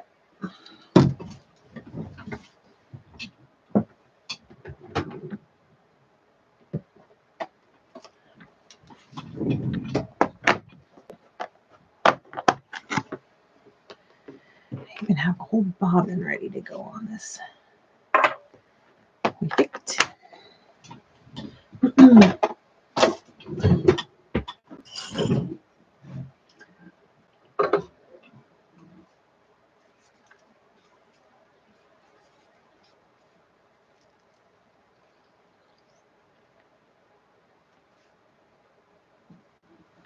Focus on the big guys.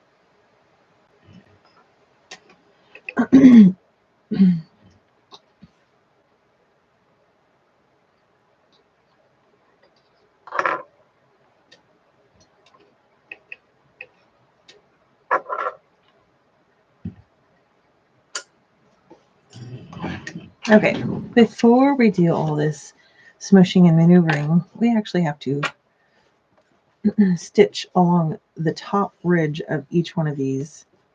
I don't even know if you would consider it a whole 1/8 of an inch. Just the top ridge. I'm going to do it a little bit bigger than normal, but not a full top stitch length. I guess it's sort of an 1/8 of an inch.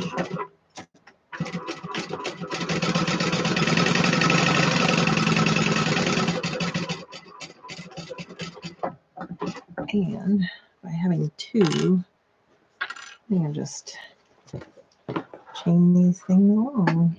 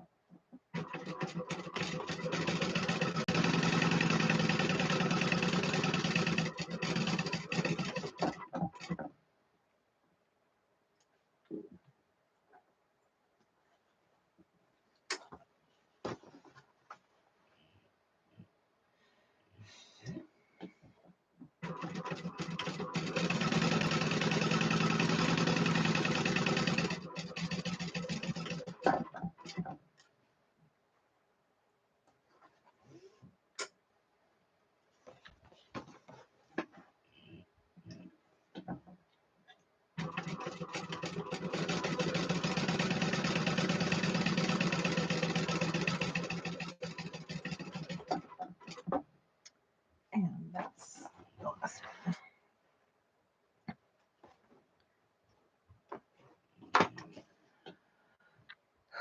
All right. Now, when you put them together, you actually have some, see all the stitching across the top? Some definite edges to hold against your measuring little ruler there. Okay. I don't know if it's my age. I'm pretty sure it's my age, but I'm hot. Must put my hair up or I'm going to fall over. Oh my goodness.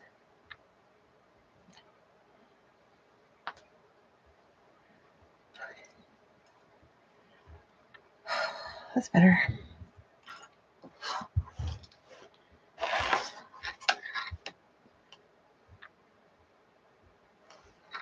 Fits together much nicer too.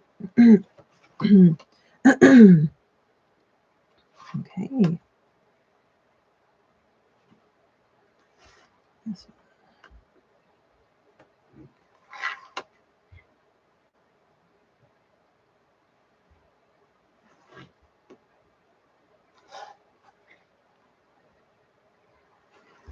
They don't have to be this perfect. There are sometimes when my perfectionism causes problems because you move one and then the other one's off and your cards will still fit.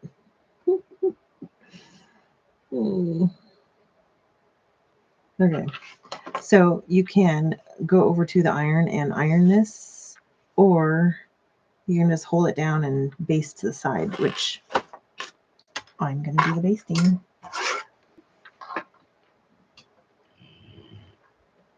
I got it all clipped where I want it, so I'm going to give it a bunch of pressure, keep it in place, and stitch right along the edge.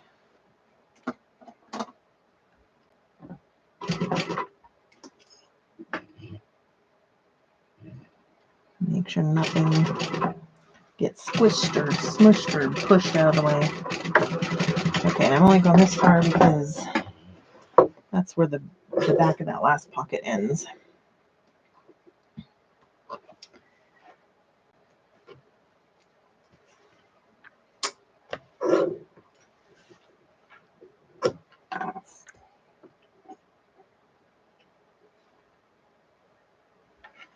Okay,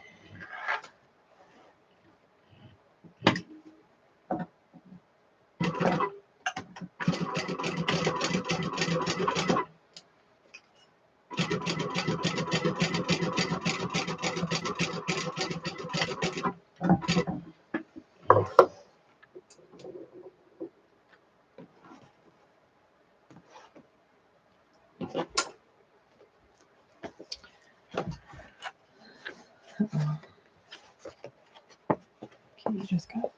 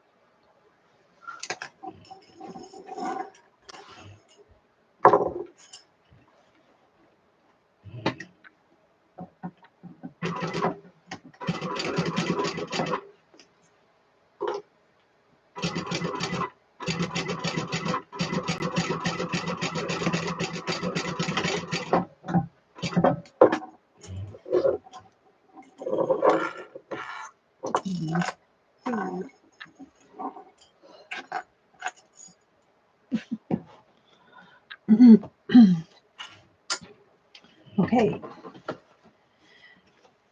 They're all done? Not yet. Okay, so then in the pattern, it tells you need to measure this whole piece and cut off all the excess here. So I'm going to cut off my excess. There's quite a bit of excess here, which is nice because sometimes you might not have that whole piece and so you're going to cut off that. So I probably should do this off camera. I'm going to go over there and do it. I'll be right back.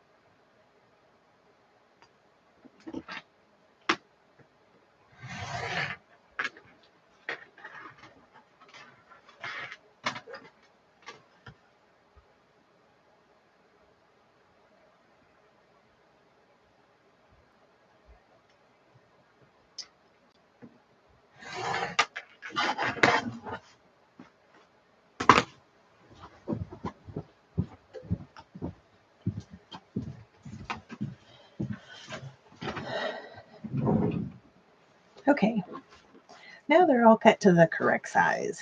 And I'm going to take, so the card slots obviously go in like this and like this. So we're going to take these and sew them together on the bottom. So you open up and you'll have card slots on both sides. So we're going to stitch this at a 1/4 inch seam. Again, the ones that I'm giving out, I know other people have given out on videos, so I'm not giving away anything new.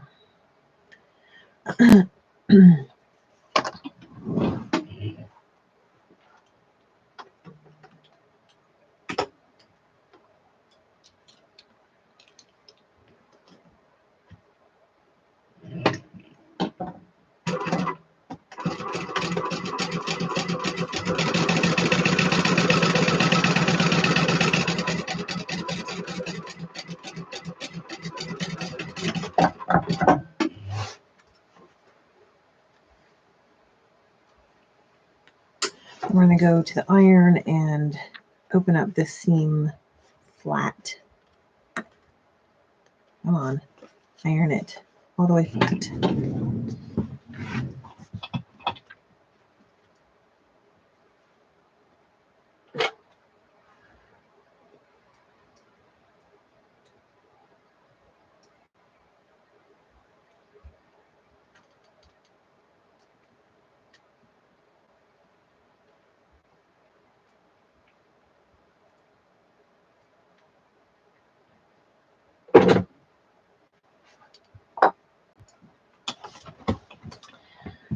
Use that opportunity to iron out those card slots that were all pretty weakly folded. Okay.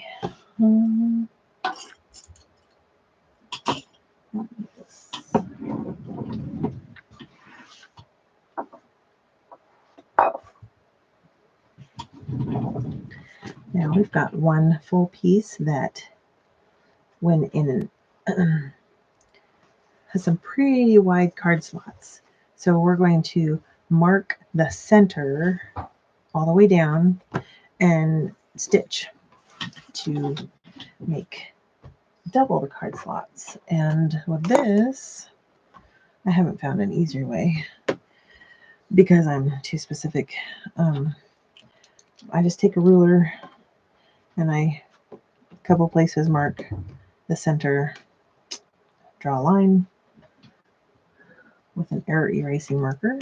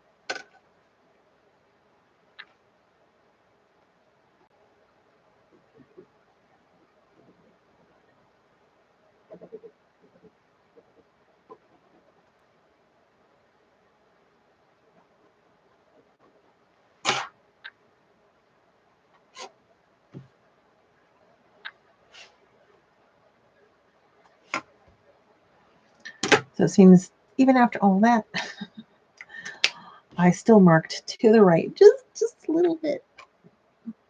That bothers me a little bit. So I'm just make sure when I stitch, I'm stitching on the left side of my line. Okay, and we're gonna back stitch at the top and at every seam because those are gonna have lots of pulling on them. Putting cards in, taking them out.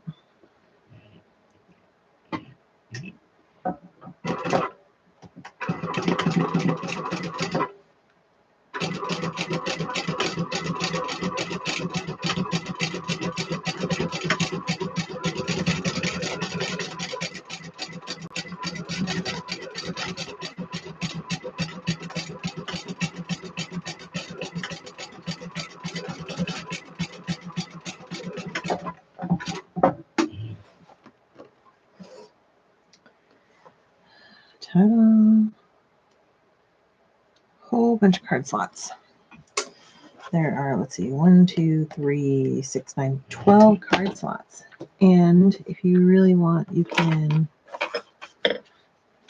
try cards in them, although it doesn't really make sense to try them now because we're going to do what makes you happy. I try them out sometimes. It makes me feel good, but we're going to sew right along this. So, yeah. All right, so we're going to sew the back onto this so that we turn it inside or right side out. And it should all match now because you trimmed these and sewed them together, and now they should match perfectly with your other piece for your card slot back. And we're only going to be stitching the top and the bottom at this point.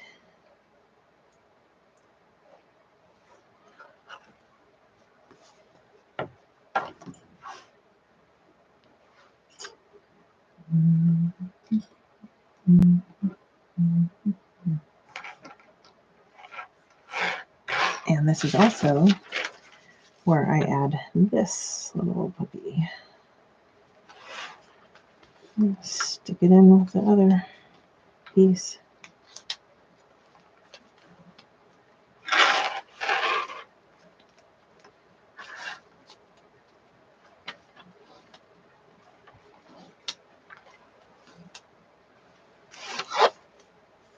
So it should look like this. Card slots, your back, or the RFID if you want to add that to your wallets. And then we're going to stitch just the top and the bottom at that 1/4 inch seam.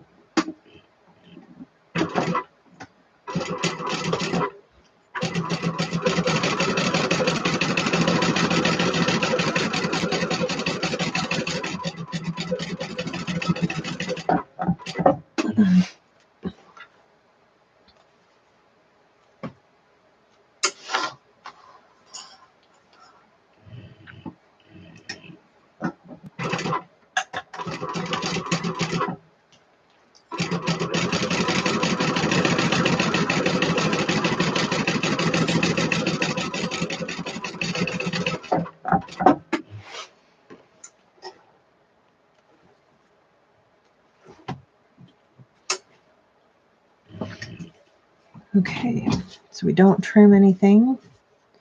We just turn it through. Ooh. And this is kind of stiff.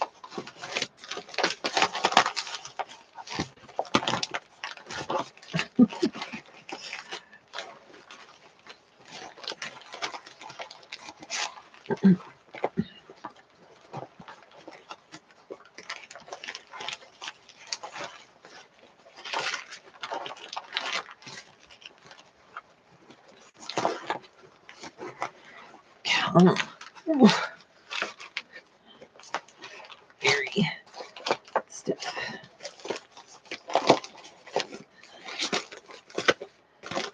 Okay. So you can iron it if you want, but realistically, you just want to get these separate so that they're. Use this guy again.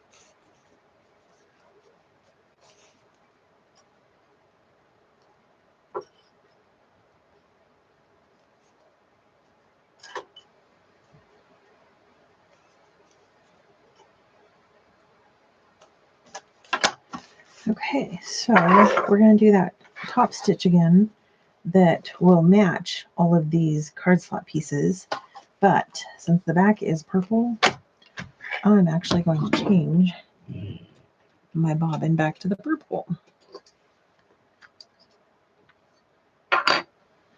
And I'm sorry I keep talking over here. That's where my laptop is. That's where I can see myself.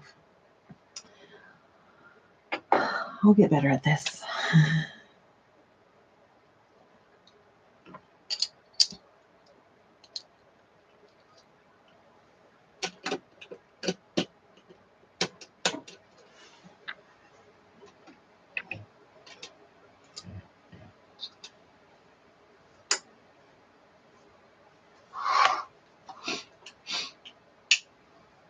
And while we're top stitching both sides here, we're actually going to baste these sides while we're at it. And just to clarify, the RFID is still back here, so it will be behind every card slot here and nothing else.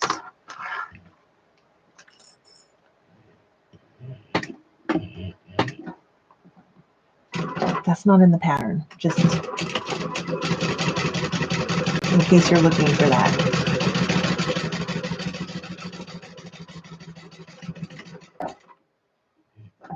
I just made it the same size as the back of the card slot, and as you could tell, it just fit right in.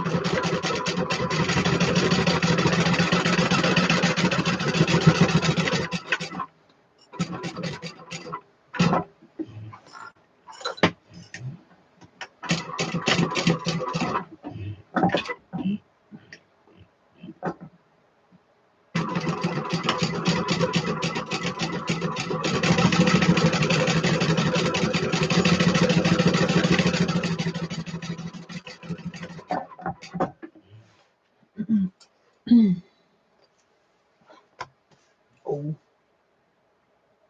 forgot the last side.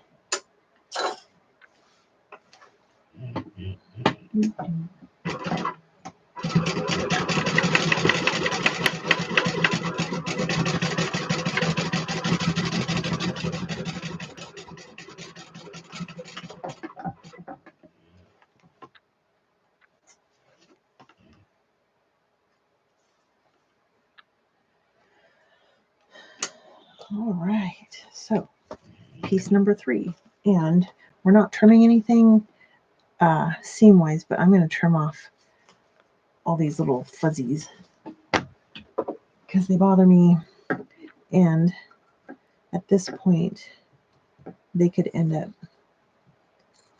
stuck somewhere that I'm trying to pull off a piece and it won't come because it's stuck. So I'm going to get rid of them.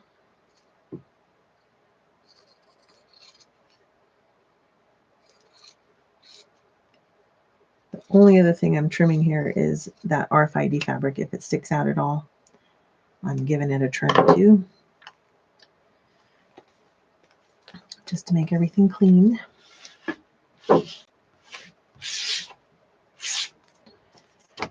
All right.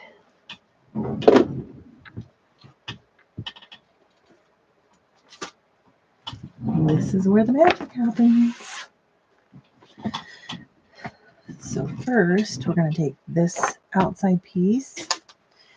We're going to put the card slot down here. Center it as best you can. Well, center it. Make sure it's not going a little bit this way because that will make your whole wallet not be perfect in the end. Okay, so then you're going to fold over these flaps and clip them. That's a lot of... I have some stronger clips over here. Sometimes they're necessary.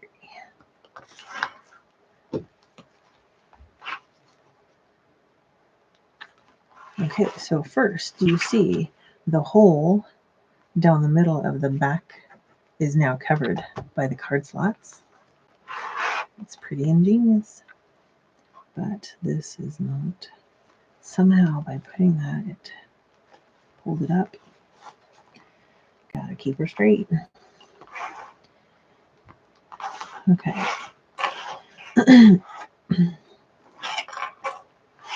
And you're just trying to pull it as hard as you can without getting anything to buckle. Just don't want any play in here on either side.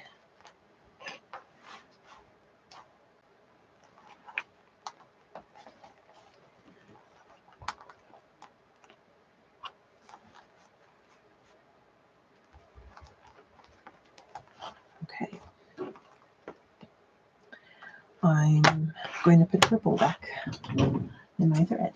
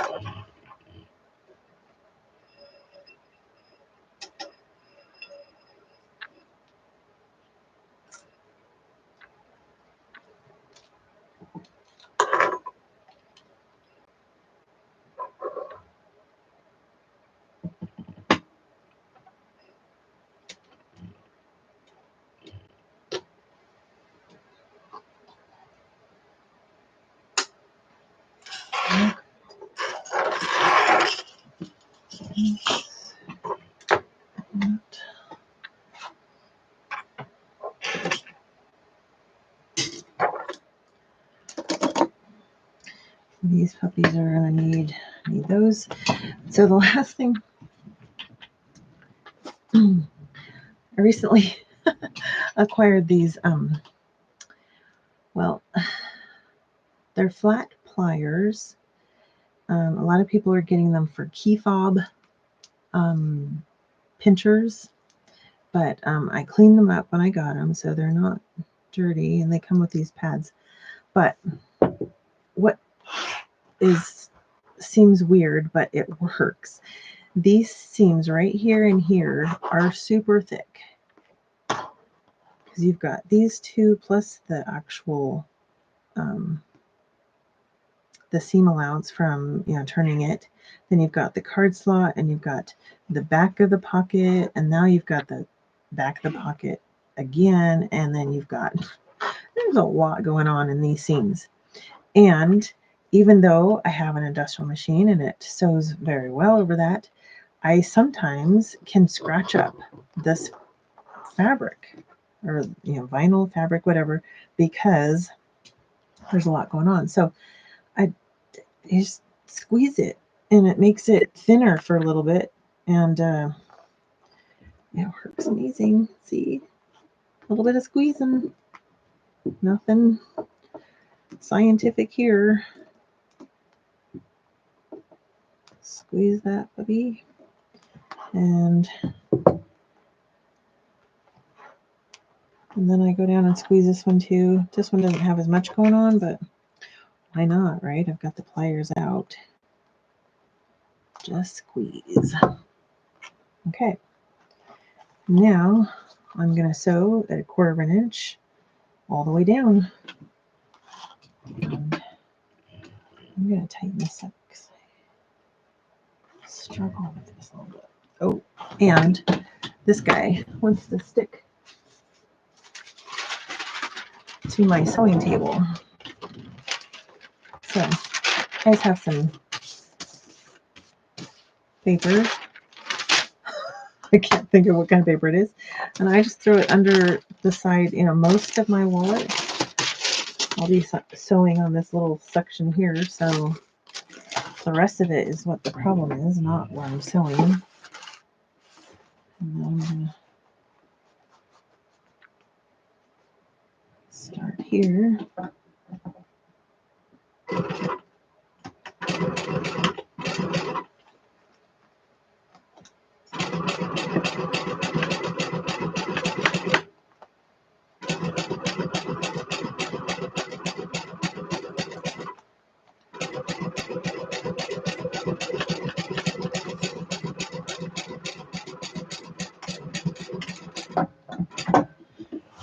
And if you actually do sew over it, it's no big deal. It's just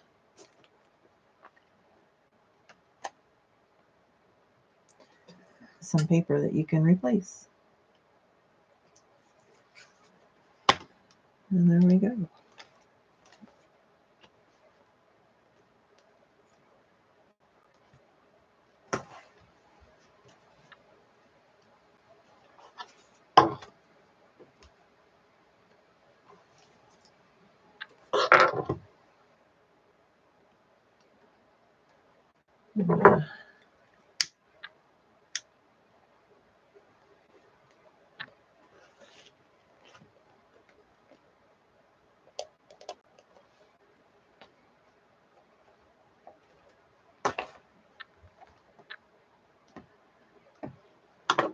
Sometimes when you're at the thickest part and you try and do the whole back up, it'll just make this little loop. So I get it off and singe it down, and it's happy again. Okay. Now I'm going to do the other side using my pliers and such again.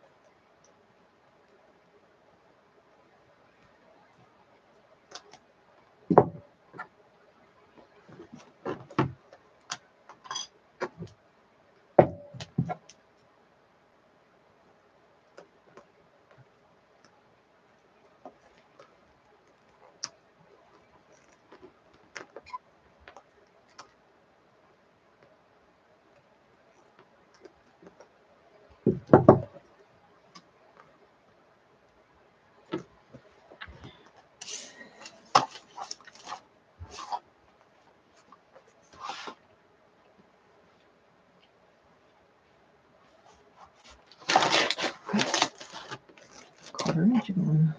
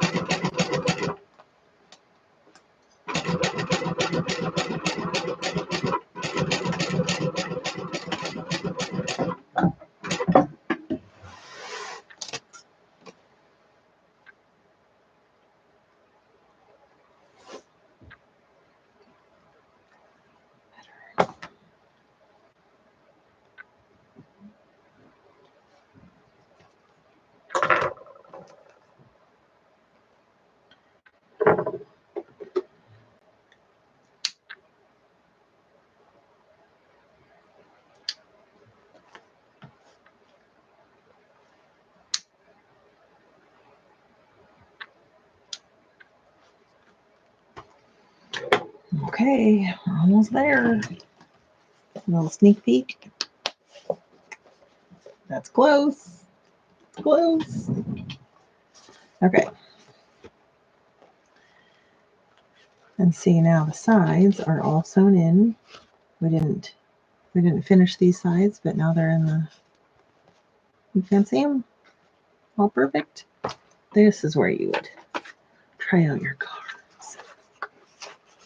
And they go in. Fabulous. Good deal.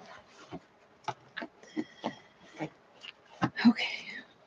So then the last thing are the little zipper pockets. This is so cool. Okay. So we want to make sure if it's directional that we're looking at the right direction when we put it in like this. And actually, I'm going to match these guys up here. And along the bottom, I'm just going to put a little piece of double stick tape right there. This 1/4 inch stuff. It's going to hold it in place while I sew that on.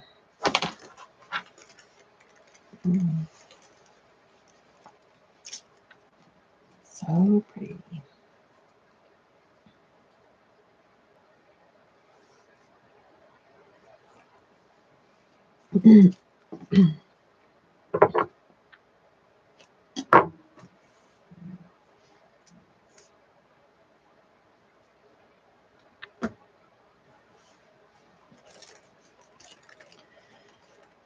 Okay, and before I put it back in there, I'm going to mark a line down the center of this.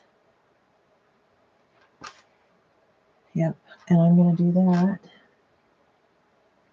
with my chalk mechanical pencil again.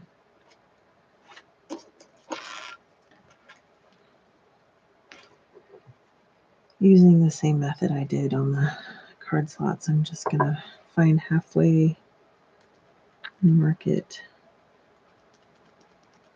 on both sides, a couple locations.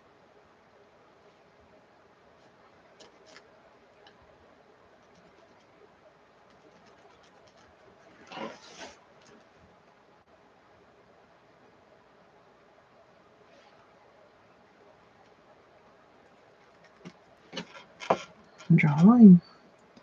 And this one can go as close to the edge as you can get, because you're actually going to use it for your placement.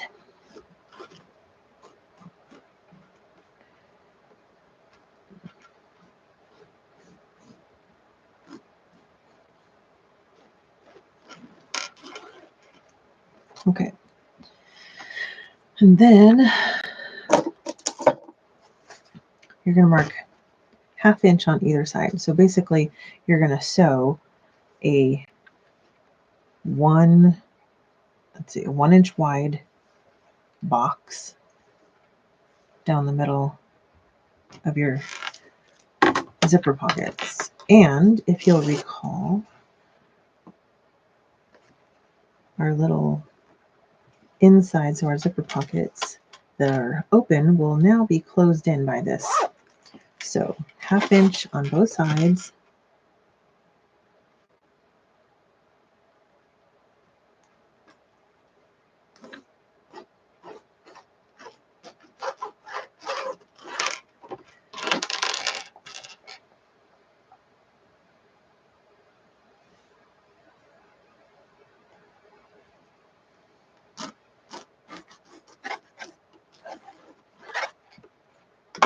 Okay.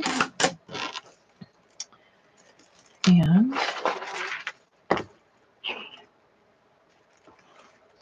so here's where we're going to set it in here, but our placement is going to, that middle line is going to line up with the middle line of our card slots. So this, the middle line here, and the middle line here will go to the middle line here. And it should just squeeze in there. I'm going to take this off so I can do this. Middle line to middle line. And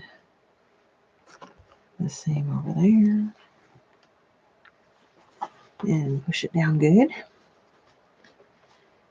And make sure everything looks like it's lining up here, even and even. Okay, so this is where you want to make sure that your bottom bobbin's looking pretty good, because this is the outside, it's the bottom of the wallet, but it's still on the outside. So you're just going to start somewhere here, go all the way to the end, go along this end. So you just kind of pick where a good spot there is. You don't want to do it too far in because you're losing pocket space. Just come all the way up here, maybe 1/8 to 1/4. That's 3/8, right? No, 1/8 to 1/4, somewhere in there. 3/8 is bigger. On both ends, go down the other side, back up, and end here. And I usually pull my thread up so that it's not knotted or backstitch, anything showing there. Now this one it's pretty hard to try and put this on one side or the other, so I just put it here and I sew through it. I consider it a sacrifice for this wallet.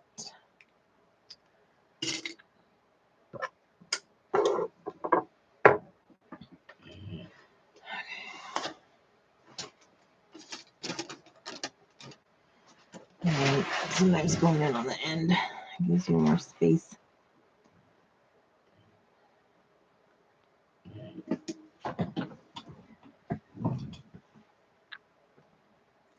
So,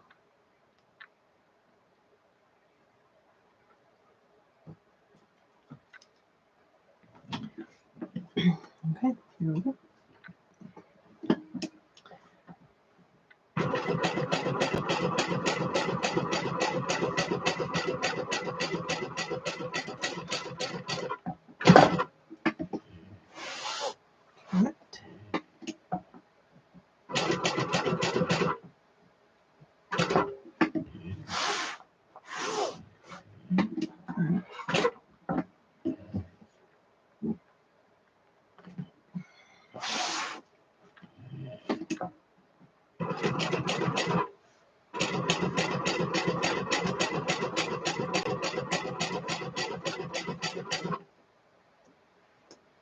While this is right in my hand, I'm going to pull up that thread from the underside.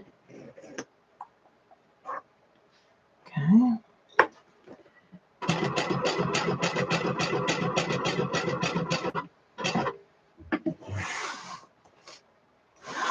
One more.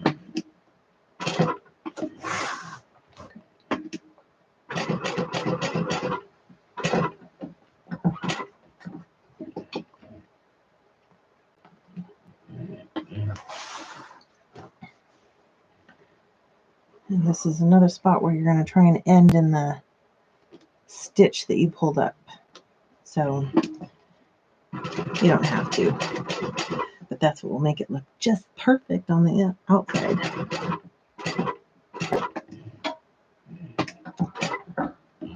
All right, and without scratching your fabric on your feet or anything, pull it out.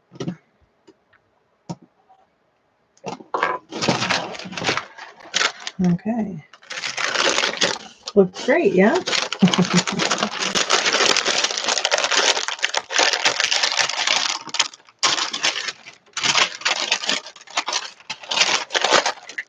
Sorry, that's probably pretty noisy. It's just worth it. This is very sticky vinyl. And if you don't have that, then your stitches can be inconsistent because it keeps sticking, and it just, there's so many problems if you don't have something. Now, a lot of times, if it's not going to be sewn over, I'll grab my pattern or piece of paper, anything, paper towel, anything to go underneath most of it, but in this instance, it needs to be sewn over, so this comes apart really easy. Now I just got a couple little pieces hanging out. No biggie.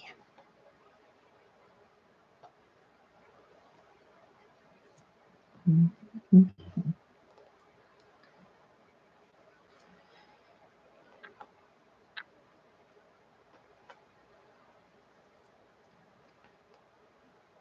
I don't think my machine has liked this. I've made several things with this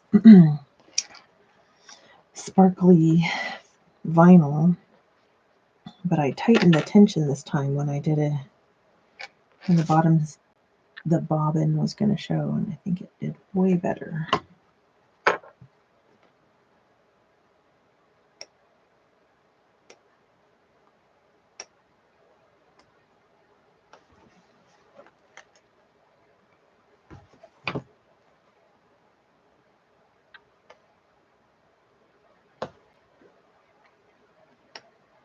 Okay. So I'm going to pull up the other thread, the last one. Let's see, this one. Yep.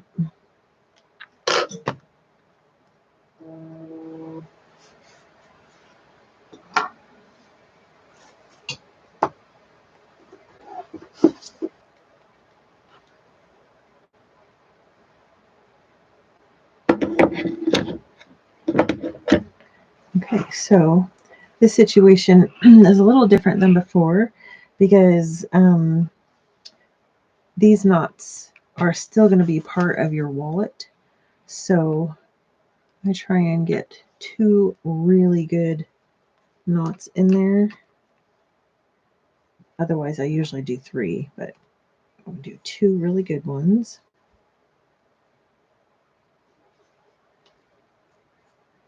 I'm going to clip it pretty close.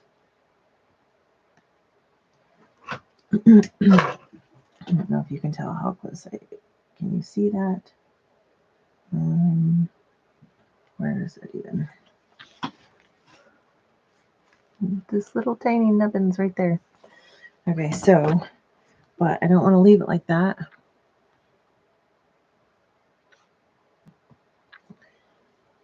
So I'm going to take this screwdriver and my flame. Now I don't want it to flame out. I just want it to go and suck in. So there, it sucked in, and I'm going to press it down with my screwdriver, and I'll do the other set. Nope. That. Oh, they like to burn if you give them too much room, but that's okay. So you got this little tiny thing, and you're not going to see it much because now your wallet pieces come up like this, and you do these sides like that. So it's the middle of your wallet. You throw things down there. You don't sit there and feel the bottom, but it's pretty flat because we use the screwdriver. Okay, so one more sneak peek before we do the edges. So you push in the sides. Get your zipper pulls. And your snap matches. That was pretty good.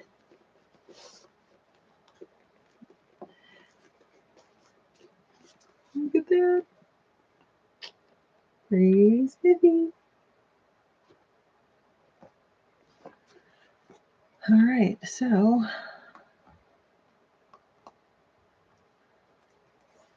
the last step, honestly, my least favorite step, but that's okay. After it's done, then the whole wallet is done. I'm going to put these lovely things back. And put this back. I'm going to use this. I'm going to put all the rest of this stuff back.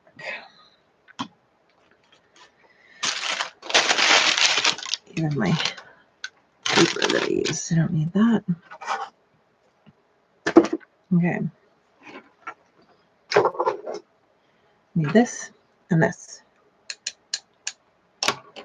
And some clips because, so the pattern actually has markings for where, like 2 different places on here.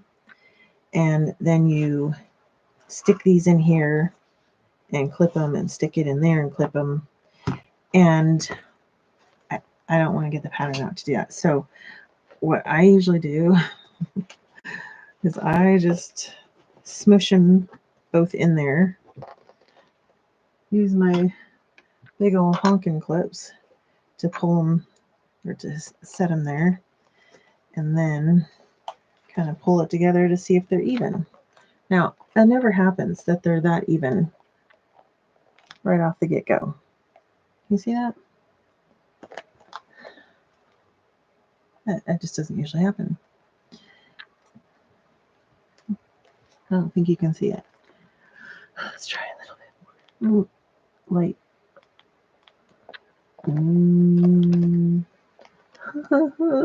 The light's terrible over there. Okay.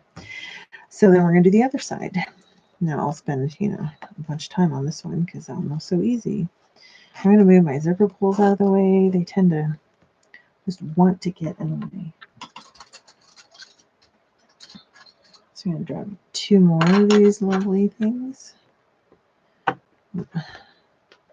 Throw them in on either clip.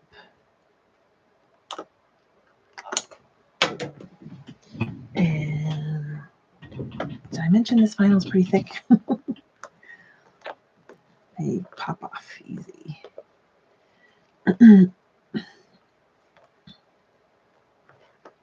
Okay.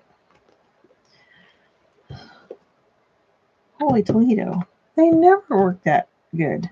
I'm usually like moving this stuff around. I'm going to move it a little bit. No, that messed it up. That's crazy. I'm going to move a little bit. You want them even.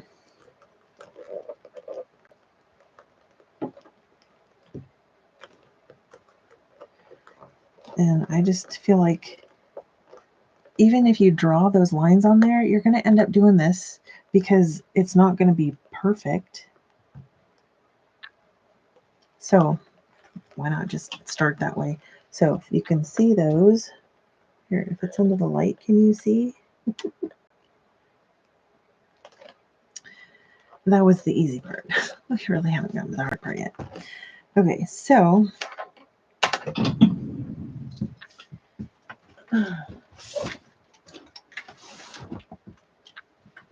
this is that handheld one I was telling you about. It really is easier to get in here because the pattern actually has you sewing up these seams. Just getting in there and sewing a little seam there. And yeah, somebody gave me a solution to do it a different way, and I really, really, really like that, which is just putting rivets. 1 rivet in each pocket, so you have 4 rivets, and your purse is done. So this is the hole marker, and I use this little thing, and I usually a good spot, making sure those are pushed all the way in. About 3/4 of an inch down from the top, so I put the 3/4 on the line, and then about this ruler size, which is a 1/2 inch in, and I make a dot on that corner. So 3/4 down, 1/2 inch in, and so I mark that, and I make sure that if I punch a hole there, I'm going to get through that whole pocket because we need to make sure that it's good and cinched. So it doesn't have to be those dimensions, but what it does need to do is this front one needs to match this back one so that there you don't have one up here and one down here. That would not look good. So these 2 need to match each other, and then whatever you do over here, these 2 need to match each other. So that's pretty easy but hard. Okay, so same thing, 3/4 inch down, 1/2 inch in,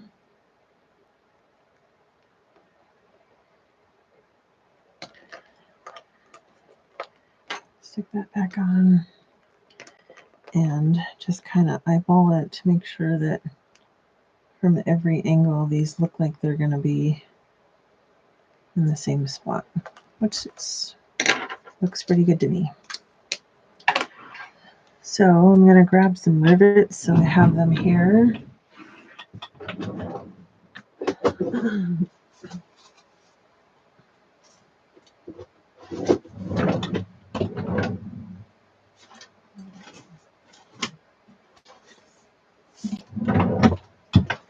This is way more than necessary.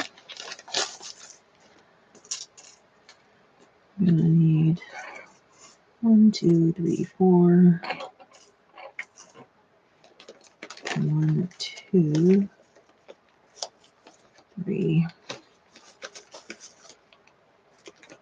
4.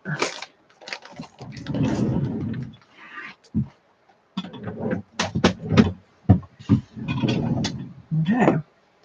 Now you would think that this would be much harder than that thing. But when you're trying to squeeze into these places, it's not bad. Now you want to make sure that your pocket is pushed in all the way, because if it gets pulled out and you punch that hole, it's not going to be good. And this is probably going to snap off being in the way. But you want to do your best to get this on there without squeezing it, because that makes the hole you can get through smaller. Put your little hole maker on the dot. Where'd it go?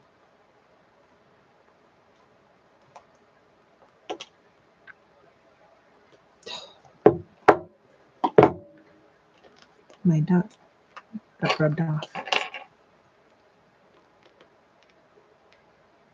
There.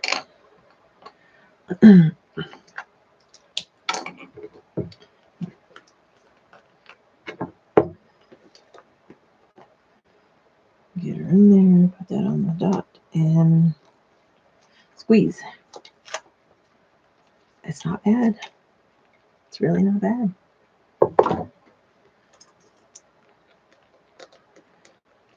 Put the rivet in.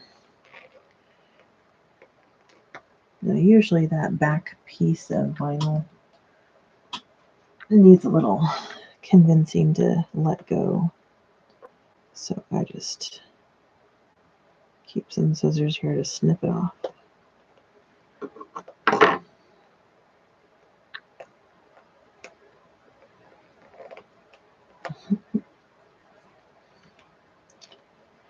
And it barely peeks through.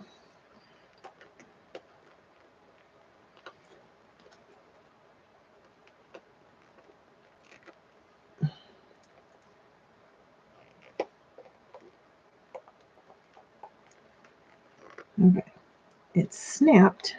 It's not pressed, but it won't stay snapped. This vinyl is so thick. Okay, I just rubbed off my thing again. Ugh. Okay.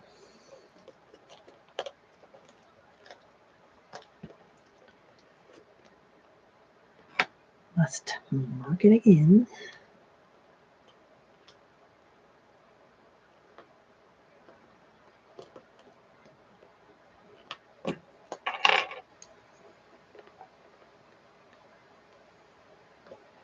Okay.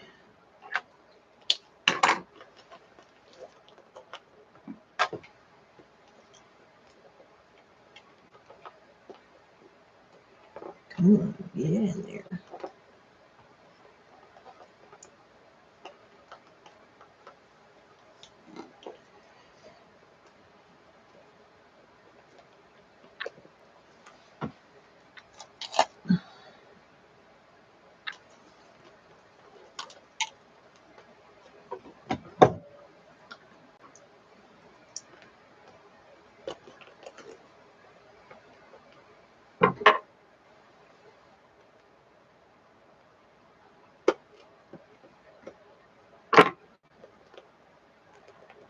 A little bit more.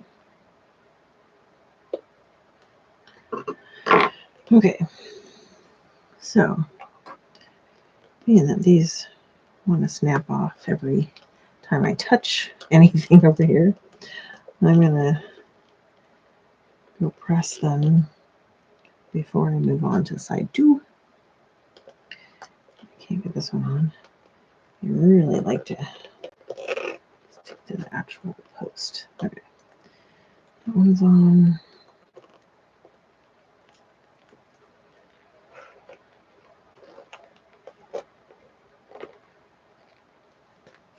Okay, they're both sticking. Let's see if I can get them pressed before they pop.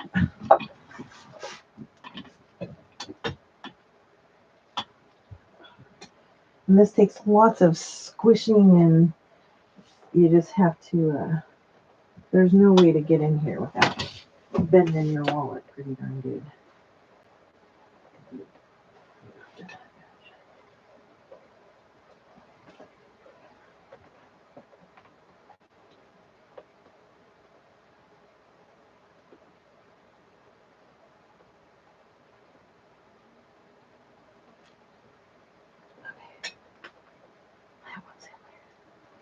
This one popped out again, but oh, I got it. Okay.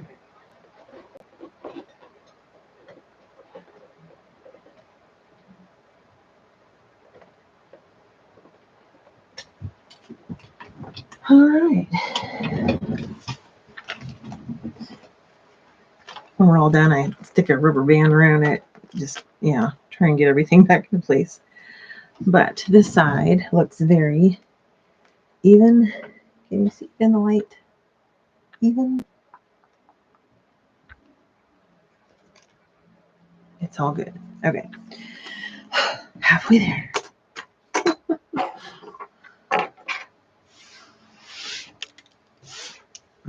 Oh, hey.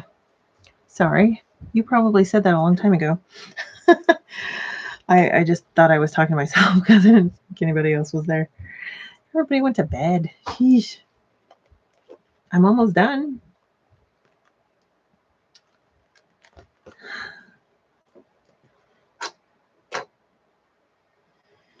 Okay.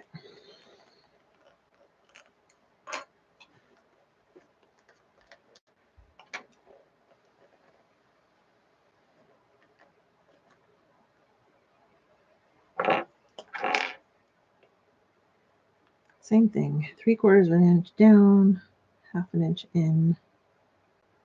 Mark a little dot. Stay.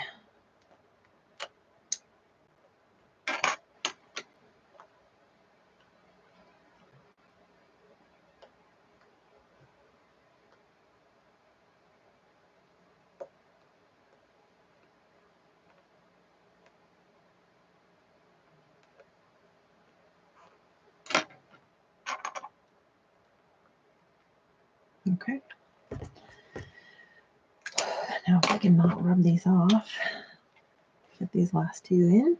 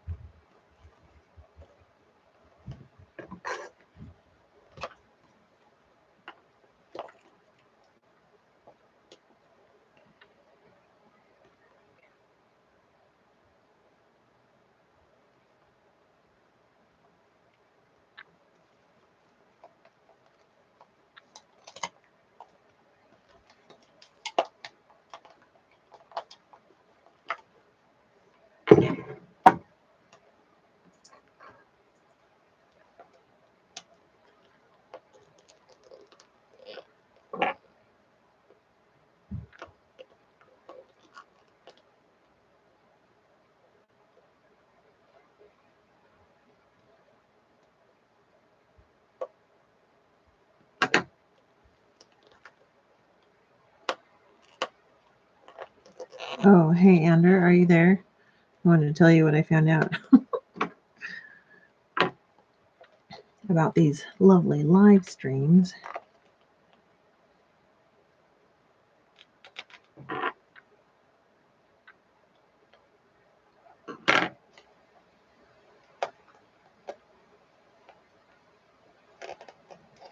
Probably actually wouldn't affect you for what you want to do.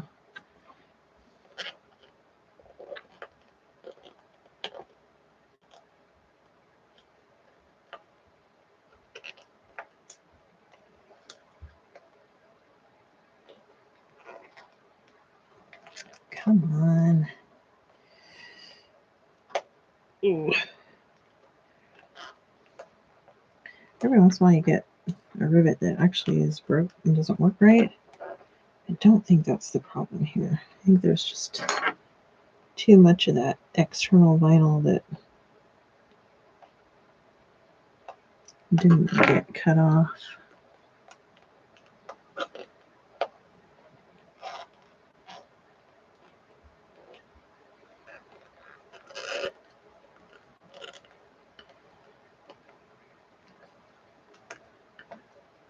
Come on. Okay, I'm going to try this other one just in case that one's broken. Not broken, but not working right. Oh yeah, that went right on. Okay, I'm going to get a new one of these.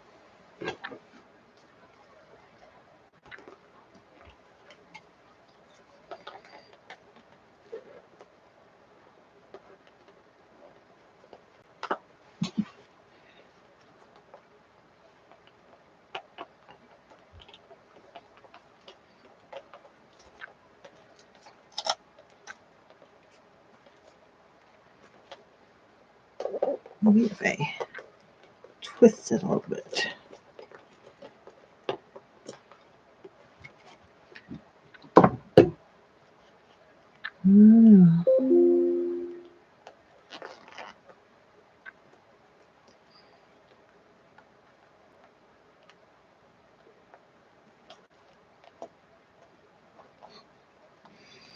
Yeah, a little bit popped off.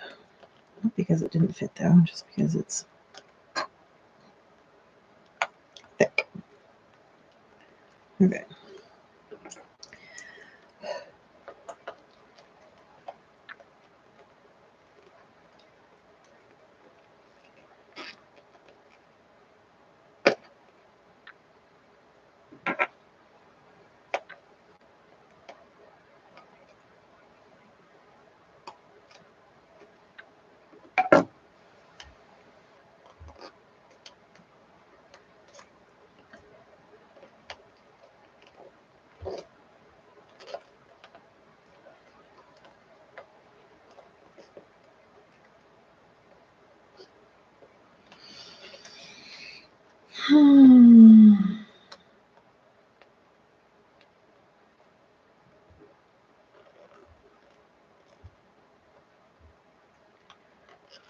Did I actually get the new one, or did I just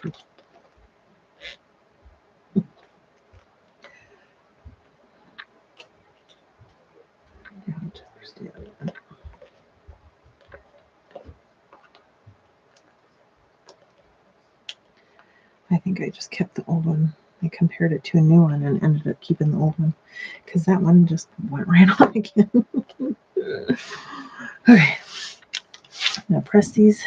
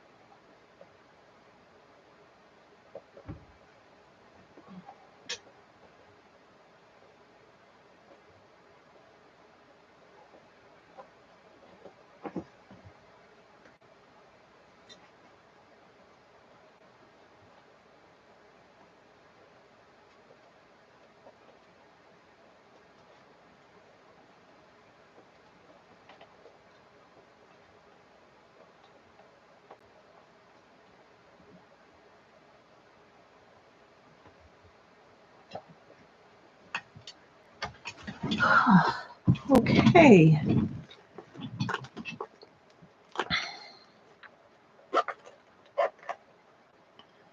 It's all done. It's a thick one. Ooh. There we go.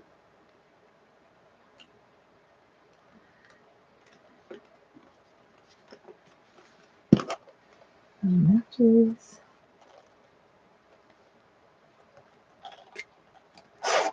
Now, isn't that cool? So the pockets No seams, no empty seams, because we cinched those up by sewing them down in the middle. It's just amazing.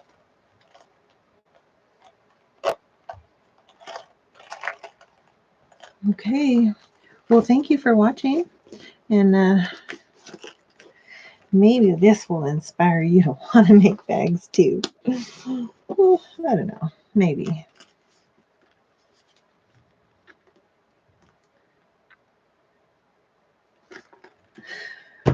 Okay.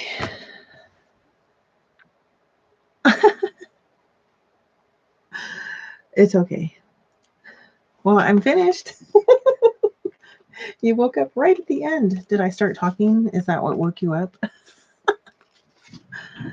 It looks like Andrew checked in, but I didn't say anything right away because I didn't notice. I was just working away, and I haven't heard back from him, so I think maybe he went to sleep too.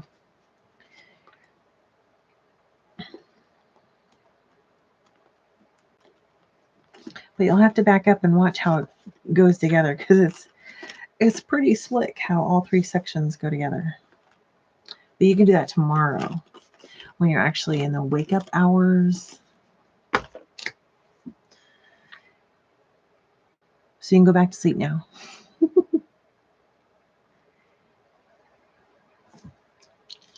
Thanks for watching. And yeah, I will see you all again.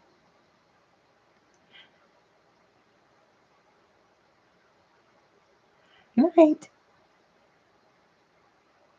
Night, Dee Dee.